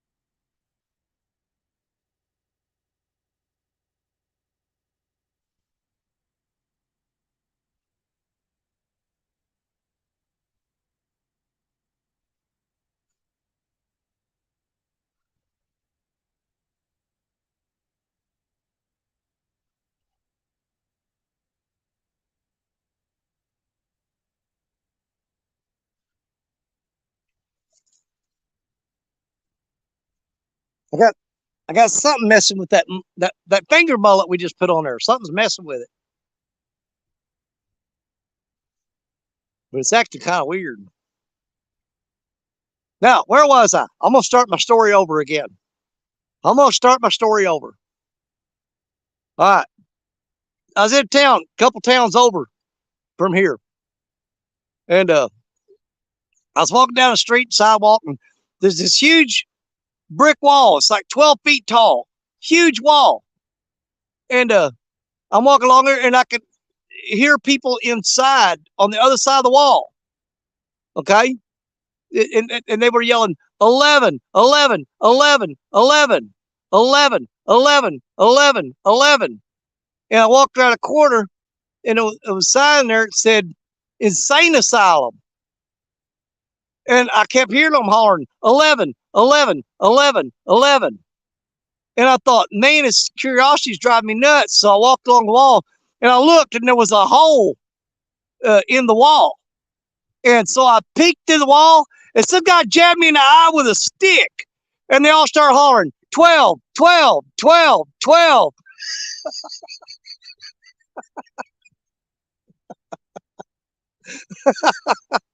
Ah, well, I thought it was funny.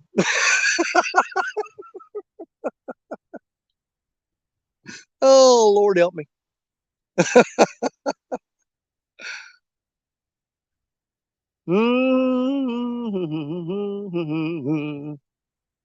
I get bored, y'all.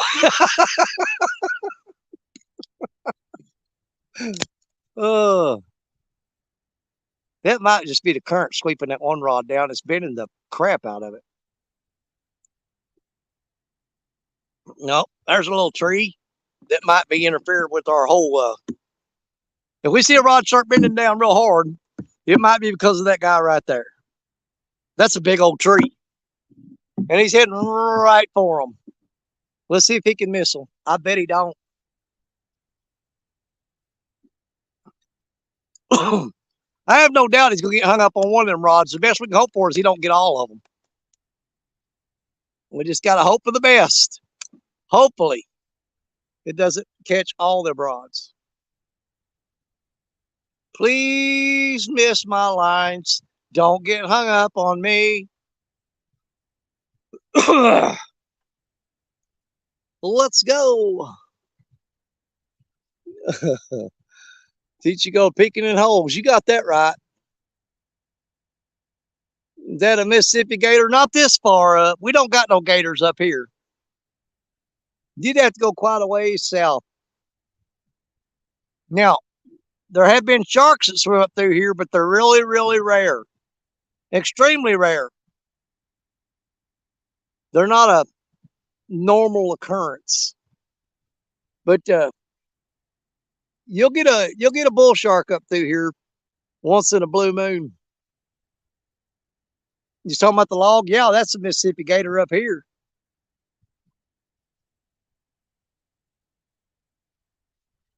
That's the closest thing you're gonna see a gator to a gator in this spot. I promise you that.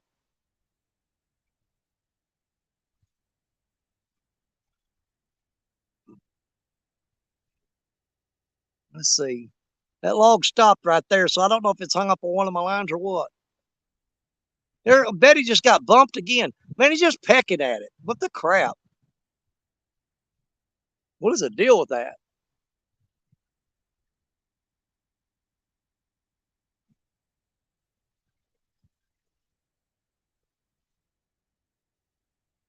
I'm gonna have to pull that Uncle Lou rod in and that blue Mad Cat's rod in because they look like they're twisted up. They're just running right toward each other. Sure looks like they're getting tangled up. This current here is so daggum fast. It is hard to fish it. Let's see what I got going on there.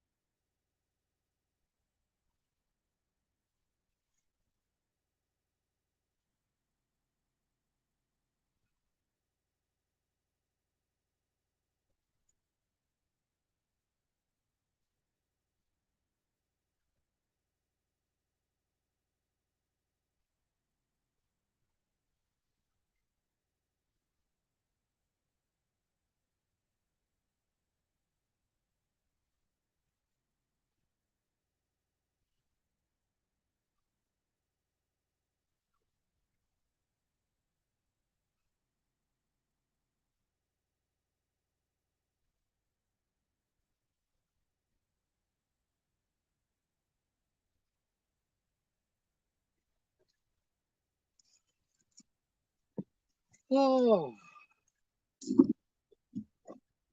I think this is gonna be one of the spots where we just sit here and give away rigs, y'all. Because that line, you can feel where it got on them rocks. It's just eat up all the way down through there. When it's rubbed on that rock and chewed up. Which means I'll have to make a decision here for long. I may, if I don't want to fish this snaggy, crappy spot, I may shut down the live and pack everything up and see if I can find another spot to fish. Because the last thing I want to do is be tying rigs in the dark because breaking off so much. And if there's that many rocks out there, um, if you hook a fish, you're not going to get it in 9 out of 10 times. It's going to run into them rocks and break you off. And then it's just it turns into just a laborsome, tedious, aggravating situation that is not productive at all.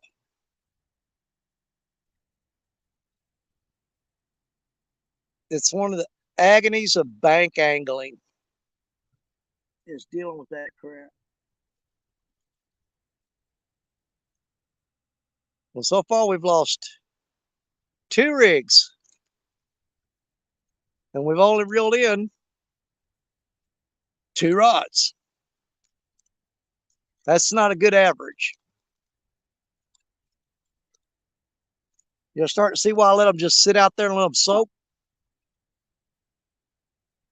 If you're going to lose a rig every time you reel in, oh, come on now. That mullet just got hit again. He hit that mullet. Come on. I'm not going to get go over until he takes it.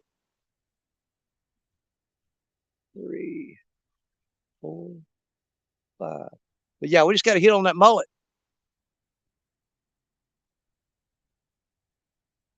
Come on, eat the mullet, eat the mullet.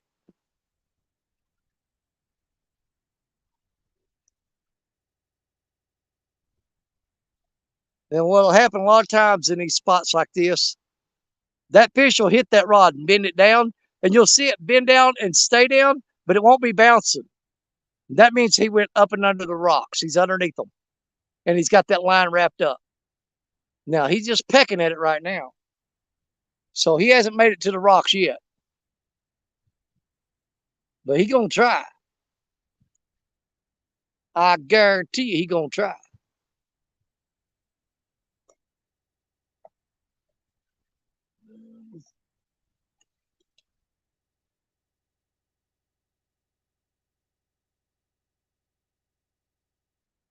I'm gonna cut off a short.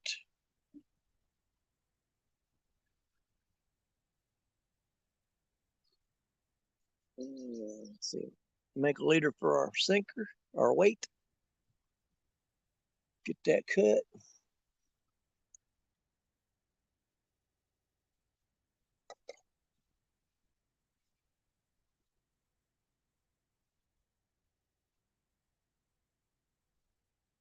Yeah, he just pecked on that and quit. I'm trying to throw out there far enough to get past all these rocks. Oh, let's see here. Sunfish for fish. Hello. God, I'm burning up here. It's freaking hot, y'all.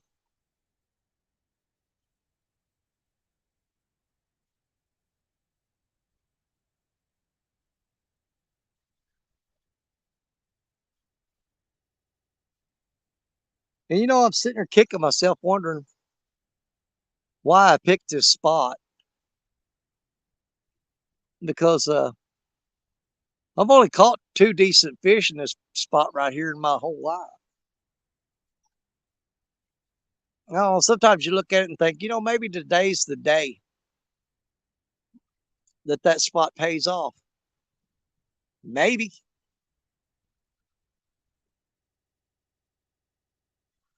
I tell myself that every time.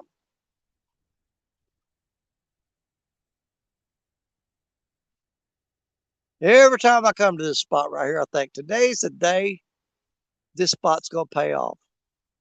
And I always go home disappointed. But I'm not the giving up kind of person. I just don't do it. There ain't no give up in me. It's not in my heart. Never quit. I say it all the time.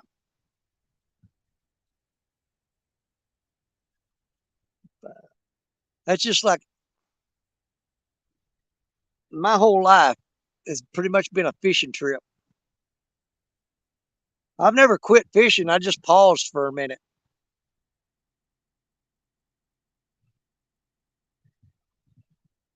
I'd put it on pause and run home to see the wife and get something to eat and maybe take a nap and go to work and come back as soon as I could and take it off pause and go again.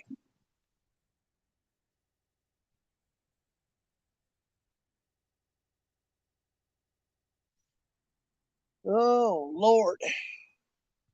I wish I could get rid of this headache. Killing me. Killing me. All right, we got to pick another hook. Let me take a look and see what we got in here.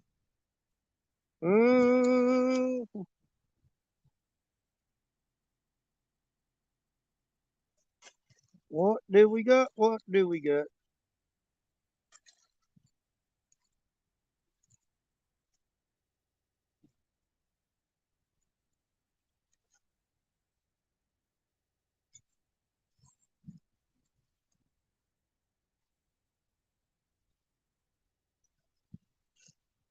I don't know.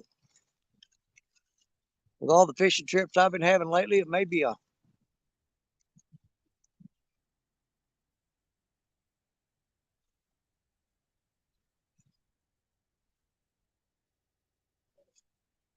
maybe telling me it's time to hang the spurs up. Time to give it up.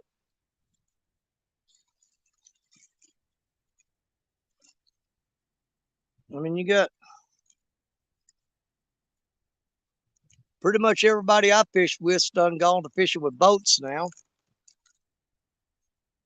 Other than Austin, I really ain't got nobody wants to bank fish anymore. Coda wants to bank fish, but my times to take her are few and far between.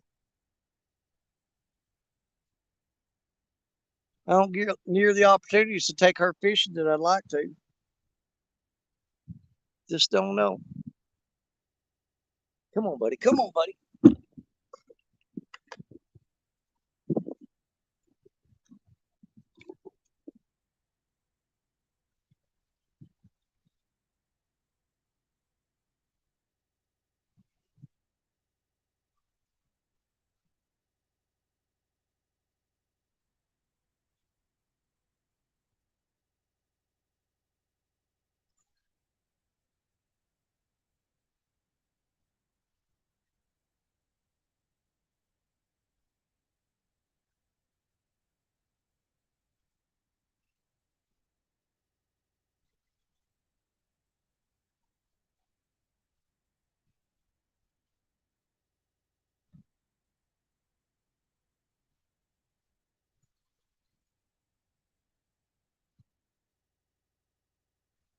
Oh, messing with you. Getting tired of that crap. I'm getting tired of it.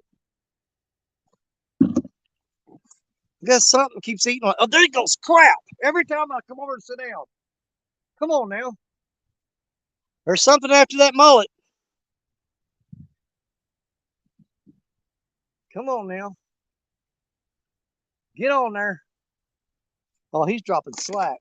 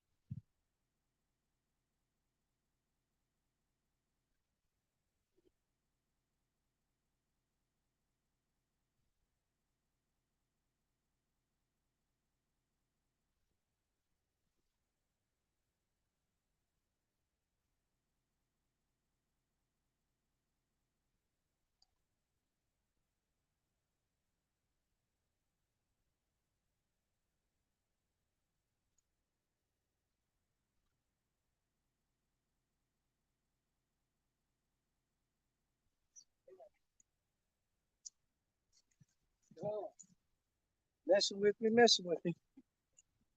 All right, we got to keep our eye on that rod. He's acting like a channel cat. It's acting like a channel cat. The way it's doing. It's just wait. I don't want to. I don't want to jump the gun on that fish. I did that last week.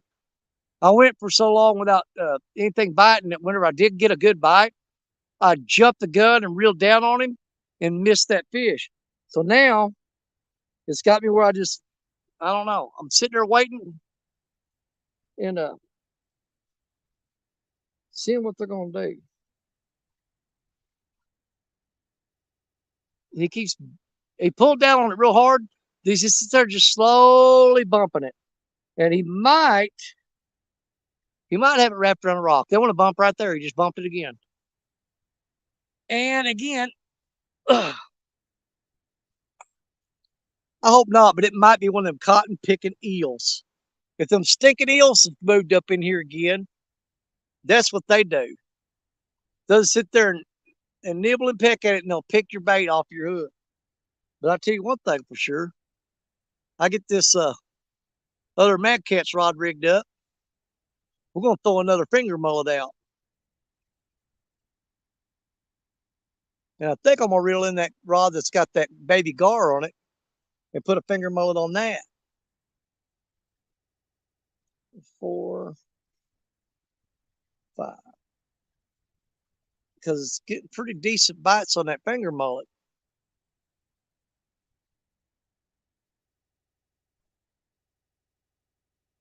It's not bad. They're just not woofing on it. You know what I'm saying? We're not getting those big, massive takedowns that we get a lot of times. They're still doing that little, they're almost doing like a winter bite where they just peck at it, which is really irritating.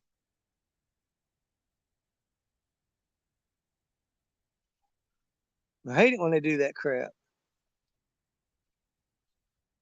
But 9 times out of 10, it turns out to be either a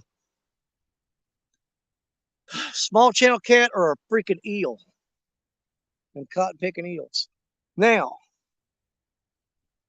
I said I was going to put another finger mullet on. Oh, crap. Come on, man. Come on.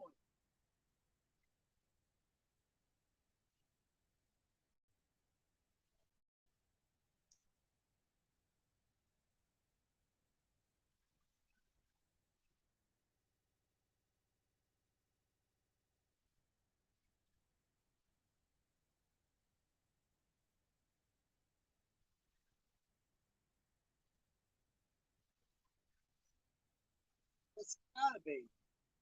It's gotta be either a little channel cat or a cotton picking eel. One. To bang it that hard, just real quick, bam, and they're not hooking up. Now, I said I was going to put a finger mullet on here, but I'm thinking I've got some really bloody. Um, I've got some ladyfish that I caught down there in the Gulf of Mexico, and like I said, I've got the pinfish that Coda caught. That's a pinfish right there, and I'm thinking about cutting that sucker in half and throwing him out there. Let's try that. Let's cut this pinfish in half, and let's throw a pinfish head out there. Wait a minute, where'd that hook come from? All right, keep looking up, keep an eye on that rod.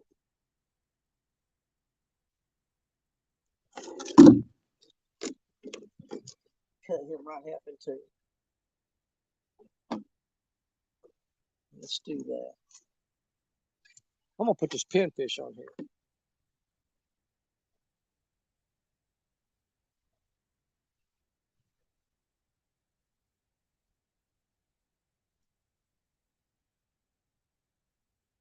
Big old pinfish head.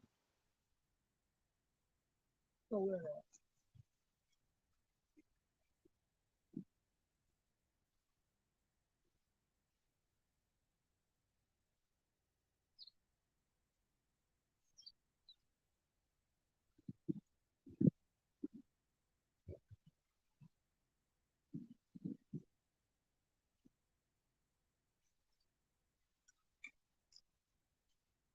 there he is.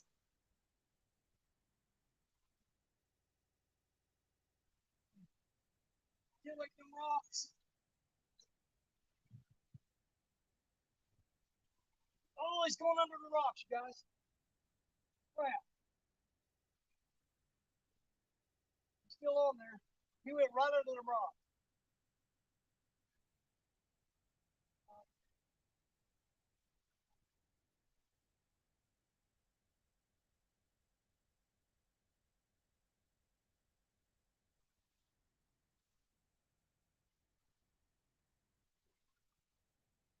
I'm letting line out to him. He's taking it.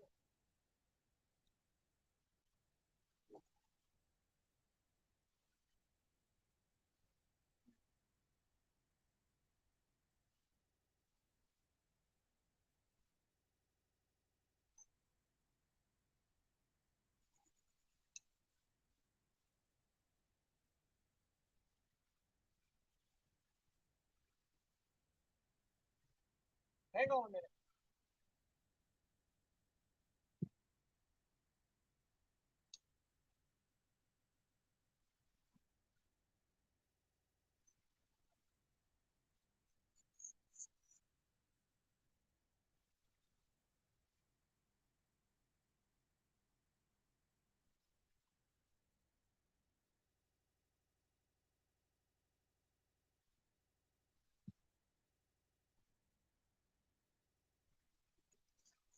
Now,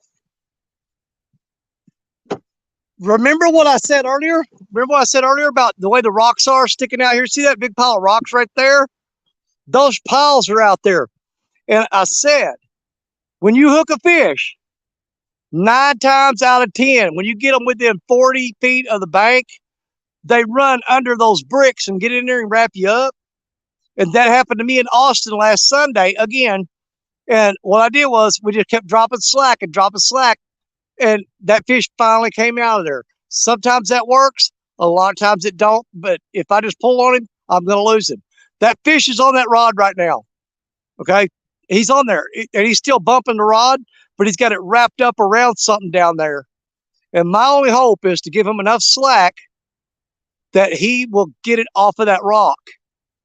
But we have a fish on the Uncle Lou rod, on the orange Uncle Lou Ruby. There is a fish on there. He smoked that rod. And I started reeling in on him and I was bringing him in. He ran straight to them rocks. And once he got to them, game over or game paused right now. That fish is still on. We got to see if we can get him out of them rocks. I may go downstream and see if I can pull him out. I don't know.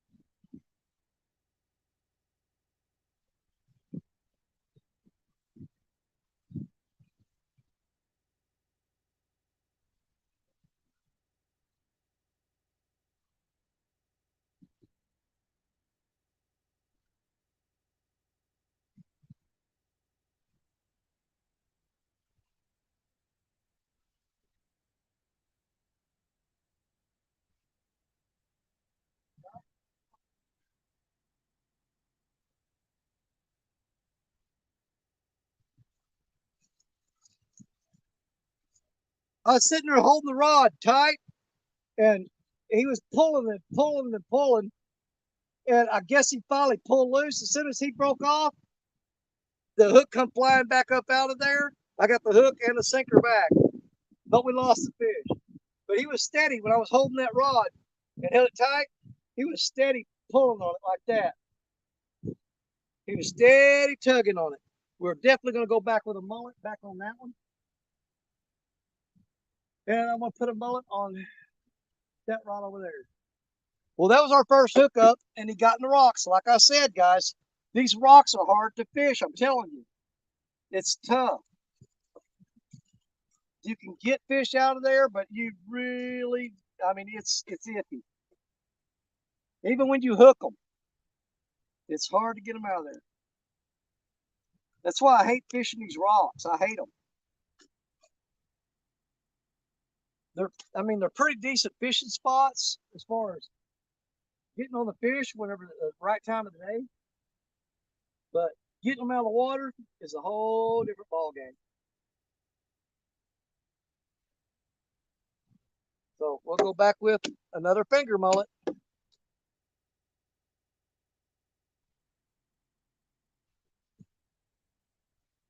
Now that fish got wrapped up in there and he pulled and pulled and pulled until he ripped that hook out of there. As soon as he did, that line dropped slack and it come out from around that log or that rock. It came right out of there.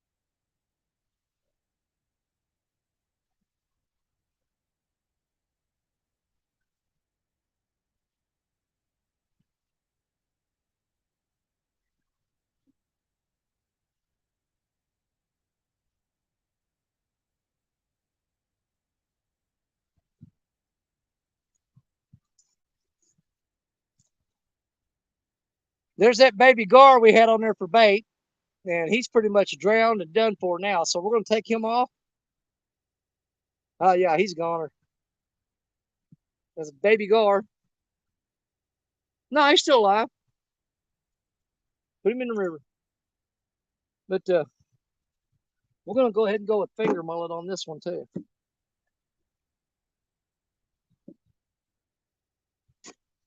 And we're going to throw it out there along that shoreline. We'll put finger mullet on here.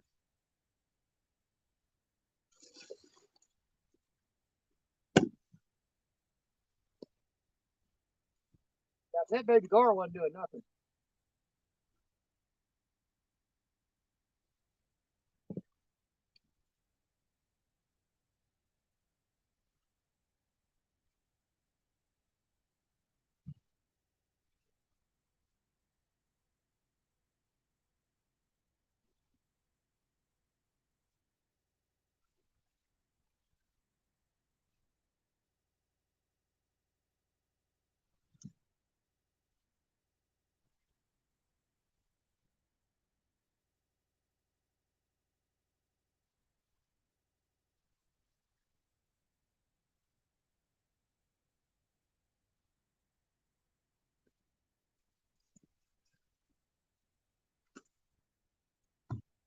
All right, so we've hooked up on one fish and lost him in the rock so far. That sucks. And we'll keep trying though, because we ain't no quitters. We don't quit. We don't quit. We don't quit. We may pack up and move. If that happens again, if we hook up on a solid fish, because man, he pulled that rod down when I had that other one in my hand. I was sitting there getting ready to throw it out. And as soon as I looked over, he bent it down, had the line tight, no doubt was hooked up 100%. And when I picked the rod up, I felt him on there pulling, got him in maybe 30, 40 yards. And I knew I was coming up on that rock bed. Whenever he got there, boom, he wrapped it up.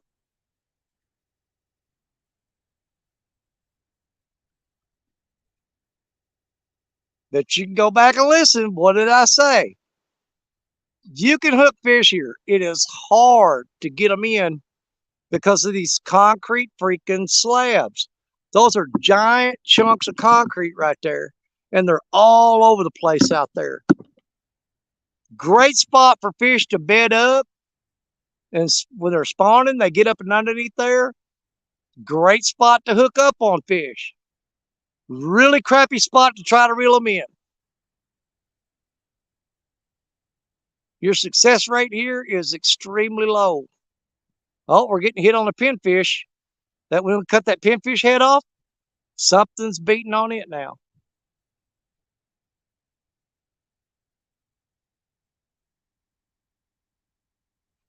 Go on, butterfly.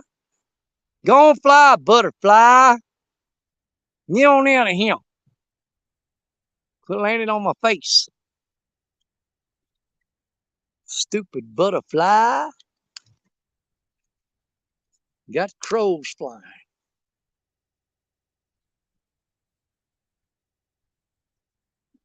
If we hook up and lose another fish in the rocks, we're going to shut the live stream down and we'll make a move before it gets dark. In case, if I do decide to fish tonight with the lights, I don't want to be packing up and moving in the dark. We'll make our move way before then. We'll give a spot a little bit more time. Go on, butterfly. I'm trying to talk to people. Why you won't get all up in my face? Go on. But we will try to, if we're going to make a move, we'll make a move way before dark. Dawn. Hey, Scott. I hate losing fish to these rocks.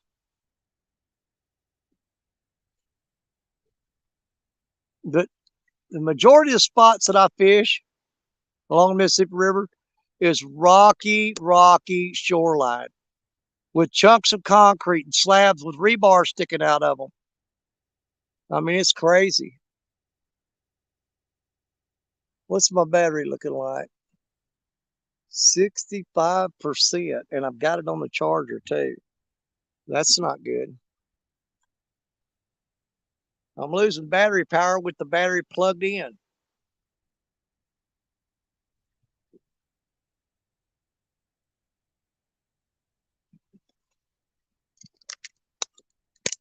Oh, Lord. Just giving fish away today. Just giving them away. Go on, butterfly. That sucked. Massive hookup. Great takedown. Got that fish hooked up and lost him in the freaking rocks. Good God, man.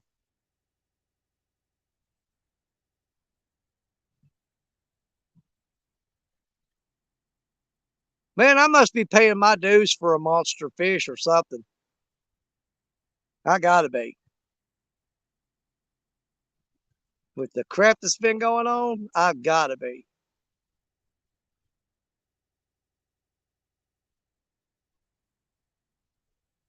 The sad thing about it is we can move to a spot where we won't get hung up. But guess what? What else we won't do? We won't get on no dadgum fish. Because I know some smooth bottom spots that'd be easy to fish, but you just don't catch nothing there.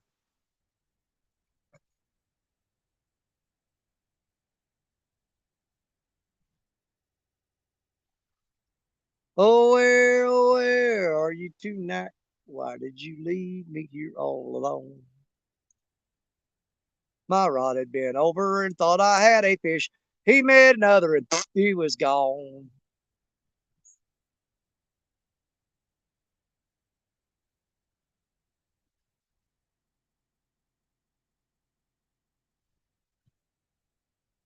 No.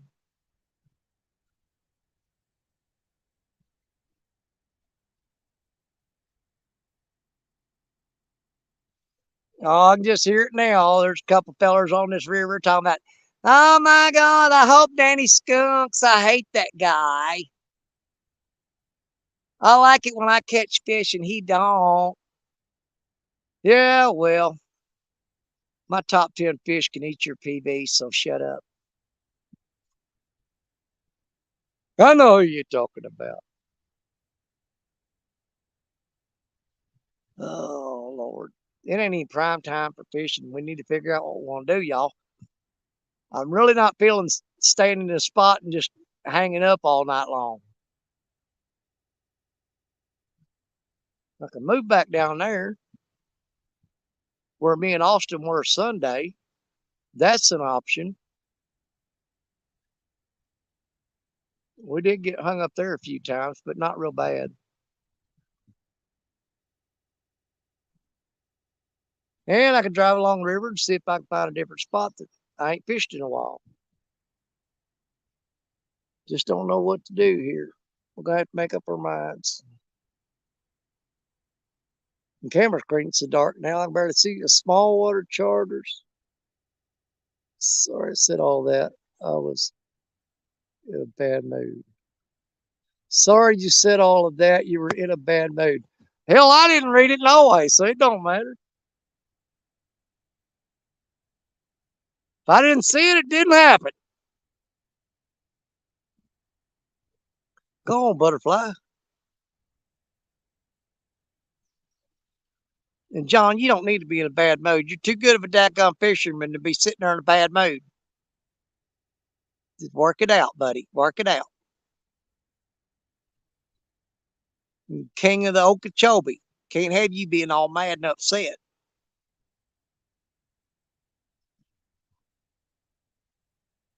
It'll be all right. If you said it to me, I forgive you, and I don't even know what you said. You, sir, are forgiven. Love you like a brother. Brothers are supposed to get mad at each other and fight every now and then. That's just a natural course of things. I think it's time for a Mountain Dew. You sit there and watch me drink a damn soda because I ain't catching no fish. Go on, butterfly. God, that butterfly mess with him worse than mosquitoes and everything else. Just keep getting right in my face.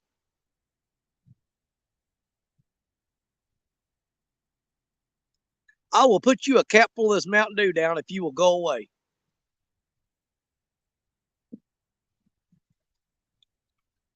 He's trying to lick the sweat off of me. It's kind of gross how butterflies do that. Nasty little cotton pickers. Okay. Where's my ice pack at? All my drinks are getting hot. There it is. Let's get that packed up there. One fish down and lost into the rocks.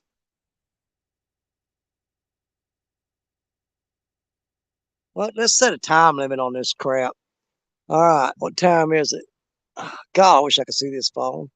It is 4:57, 5 o'clock. It's 3 minutes till 5. Guys, if we ain't got a fish out of here by 6 o'clock, we're going to 6 o'clock. I'm going to shut this live stream down and I'm going to move around, pack it up, and I'm going to go see if I can't find something a little better option.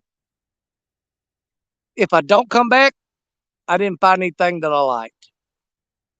So we're going to have another hour and 3 minutes on this spot right here. Because I got a feeling he's going to do it to me again.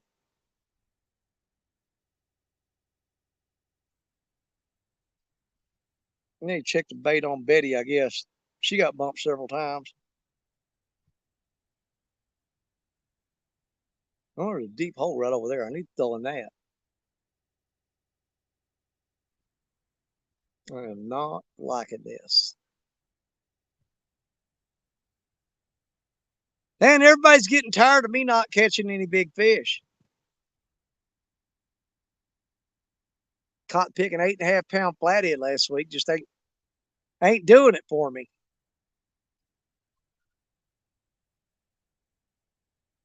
I don't know. Maybe I need to take a break for about a month. Just take a break.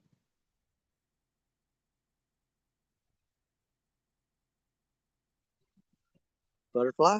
I'm not telling you again. Butterfly. Gone. Oh, Lord. Sat out here. Uh-oh. What is that making that racket?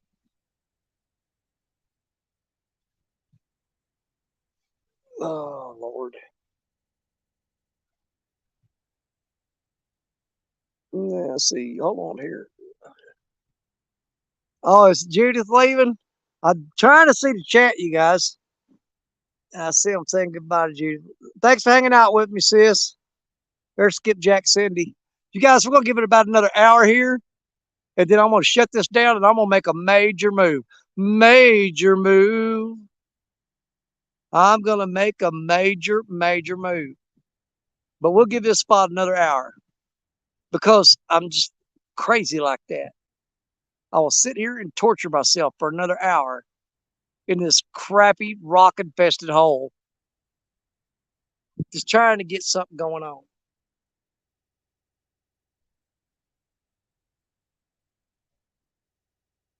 We shall see. We shall see.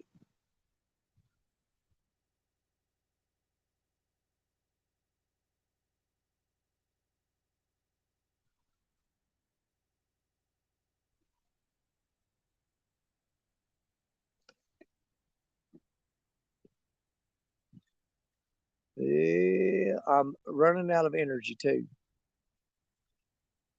Losing that fish just sucked the life right out of me. Just sucked it right out of me. Yep, sure did.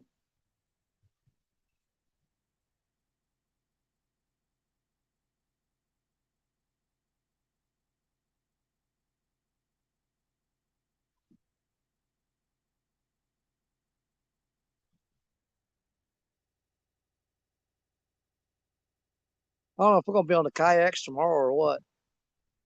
I doubt it. The way this river's doing right now.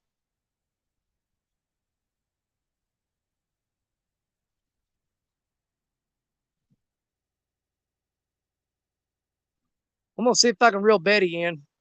Make sure she ain't hung up. Check bait on her real quick.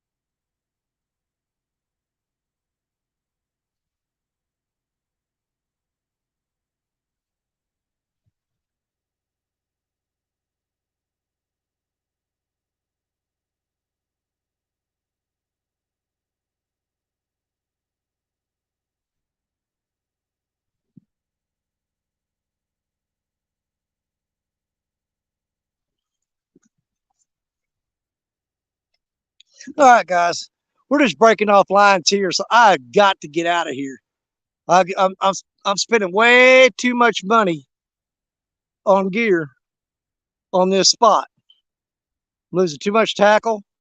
I just noticed just then I was reeling Black Betty up, and when she got hung up out there, I started jerking on it, and this rod started jerking. And every time I jerked Betty, this rod would jerk. So they were wrapped up together out there in those rocks. So I broke this one off, see if I can get Betty in.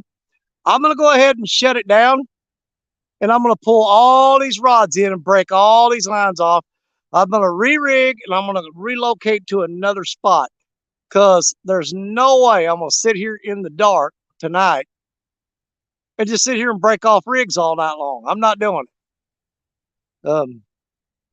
Dadgum hooks and sinkers and swivels cost too much to just sit here and give them away. So I'm going to shut this down. I'm going to pack all this up. We're going to move to another location. And I'll try to come back here in a little while. If I don't come back, I got aggravated and didn't find a spot I liked. Okay. Thank y'all for hanging out with me. God bless you. I love you. And I'll try to see you again here in just a little bit. All right. We got to get out of this spot. It's killing me. It's costing me too much gear, man. It's eating up all my Triple City hooks and everything. Dad, gummit. All right. Hopefully see y'all in a little bit. Bye, y'all.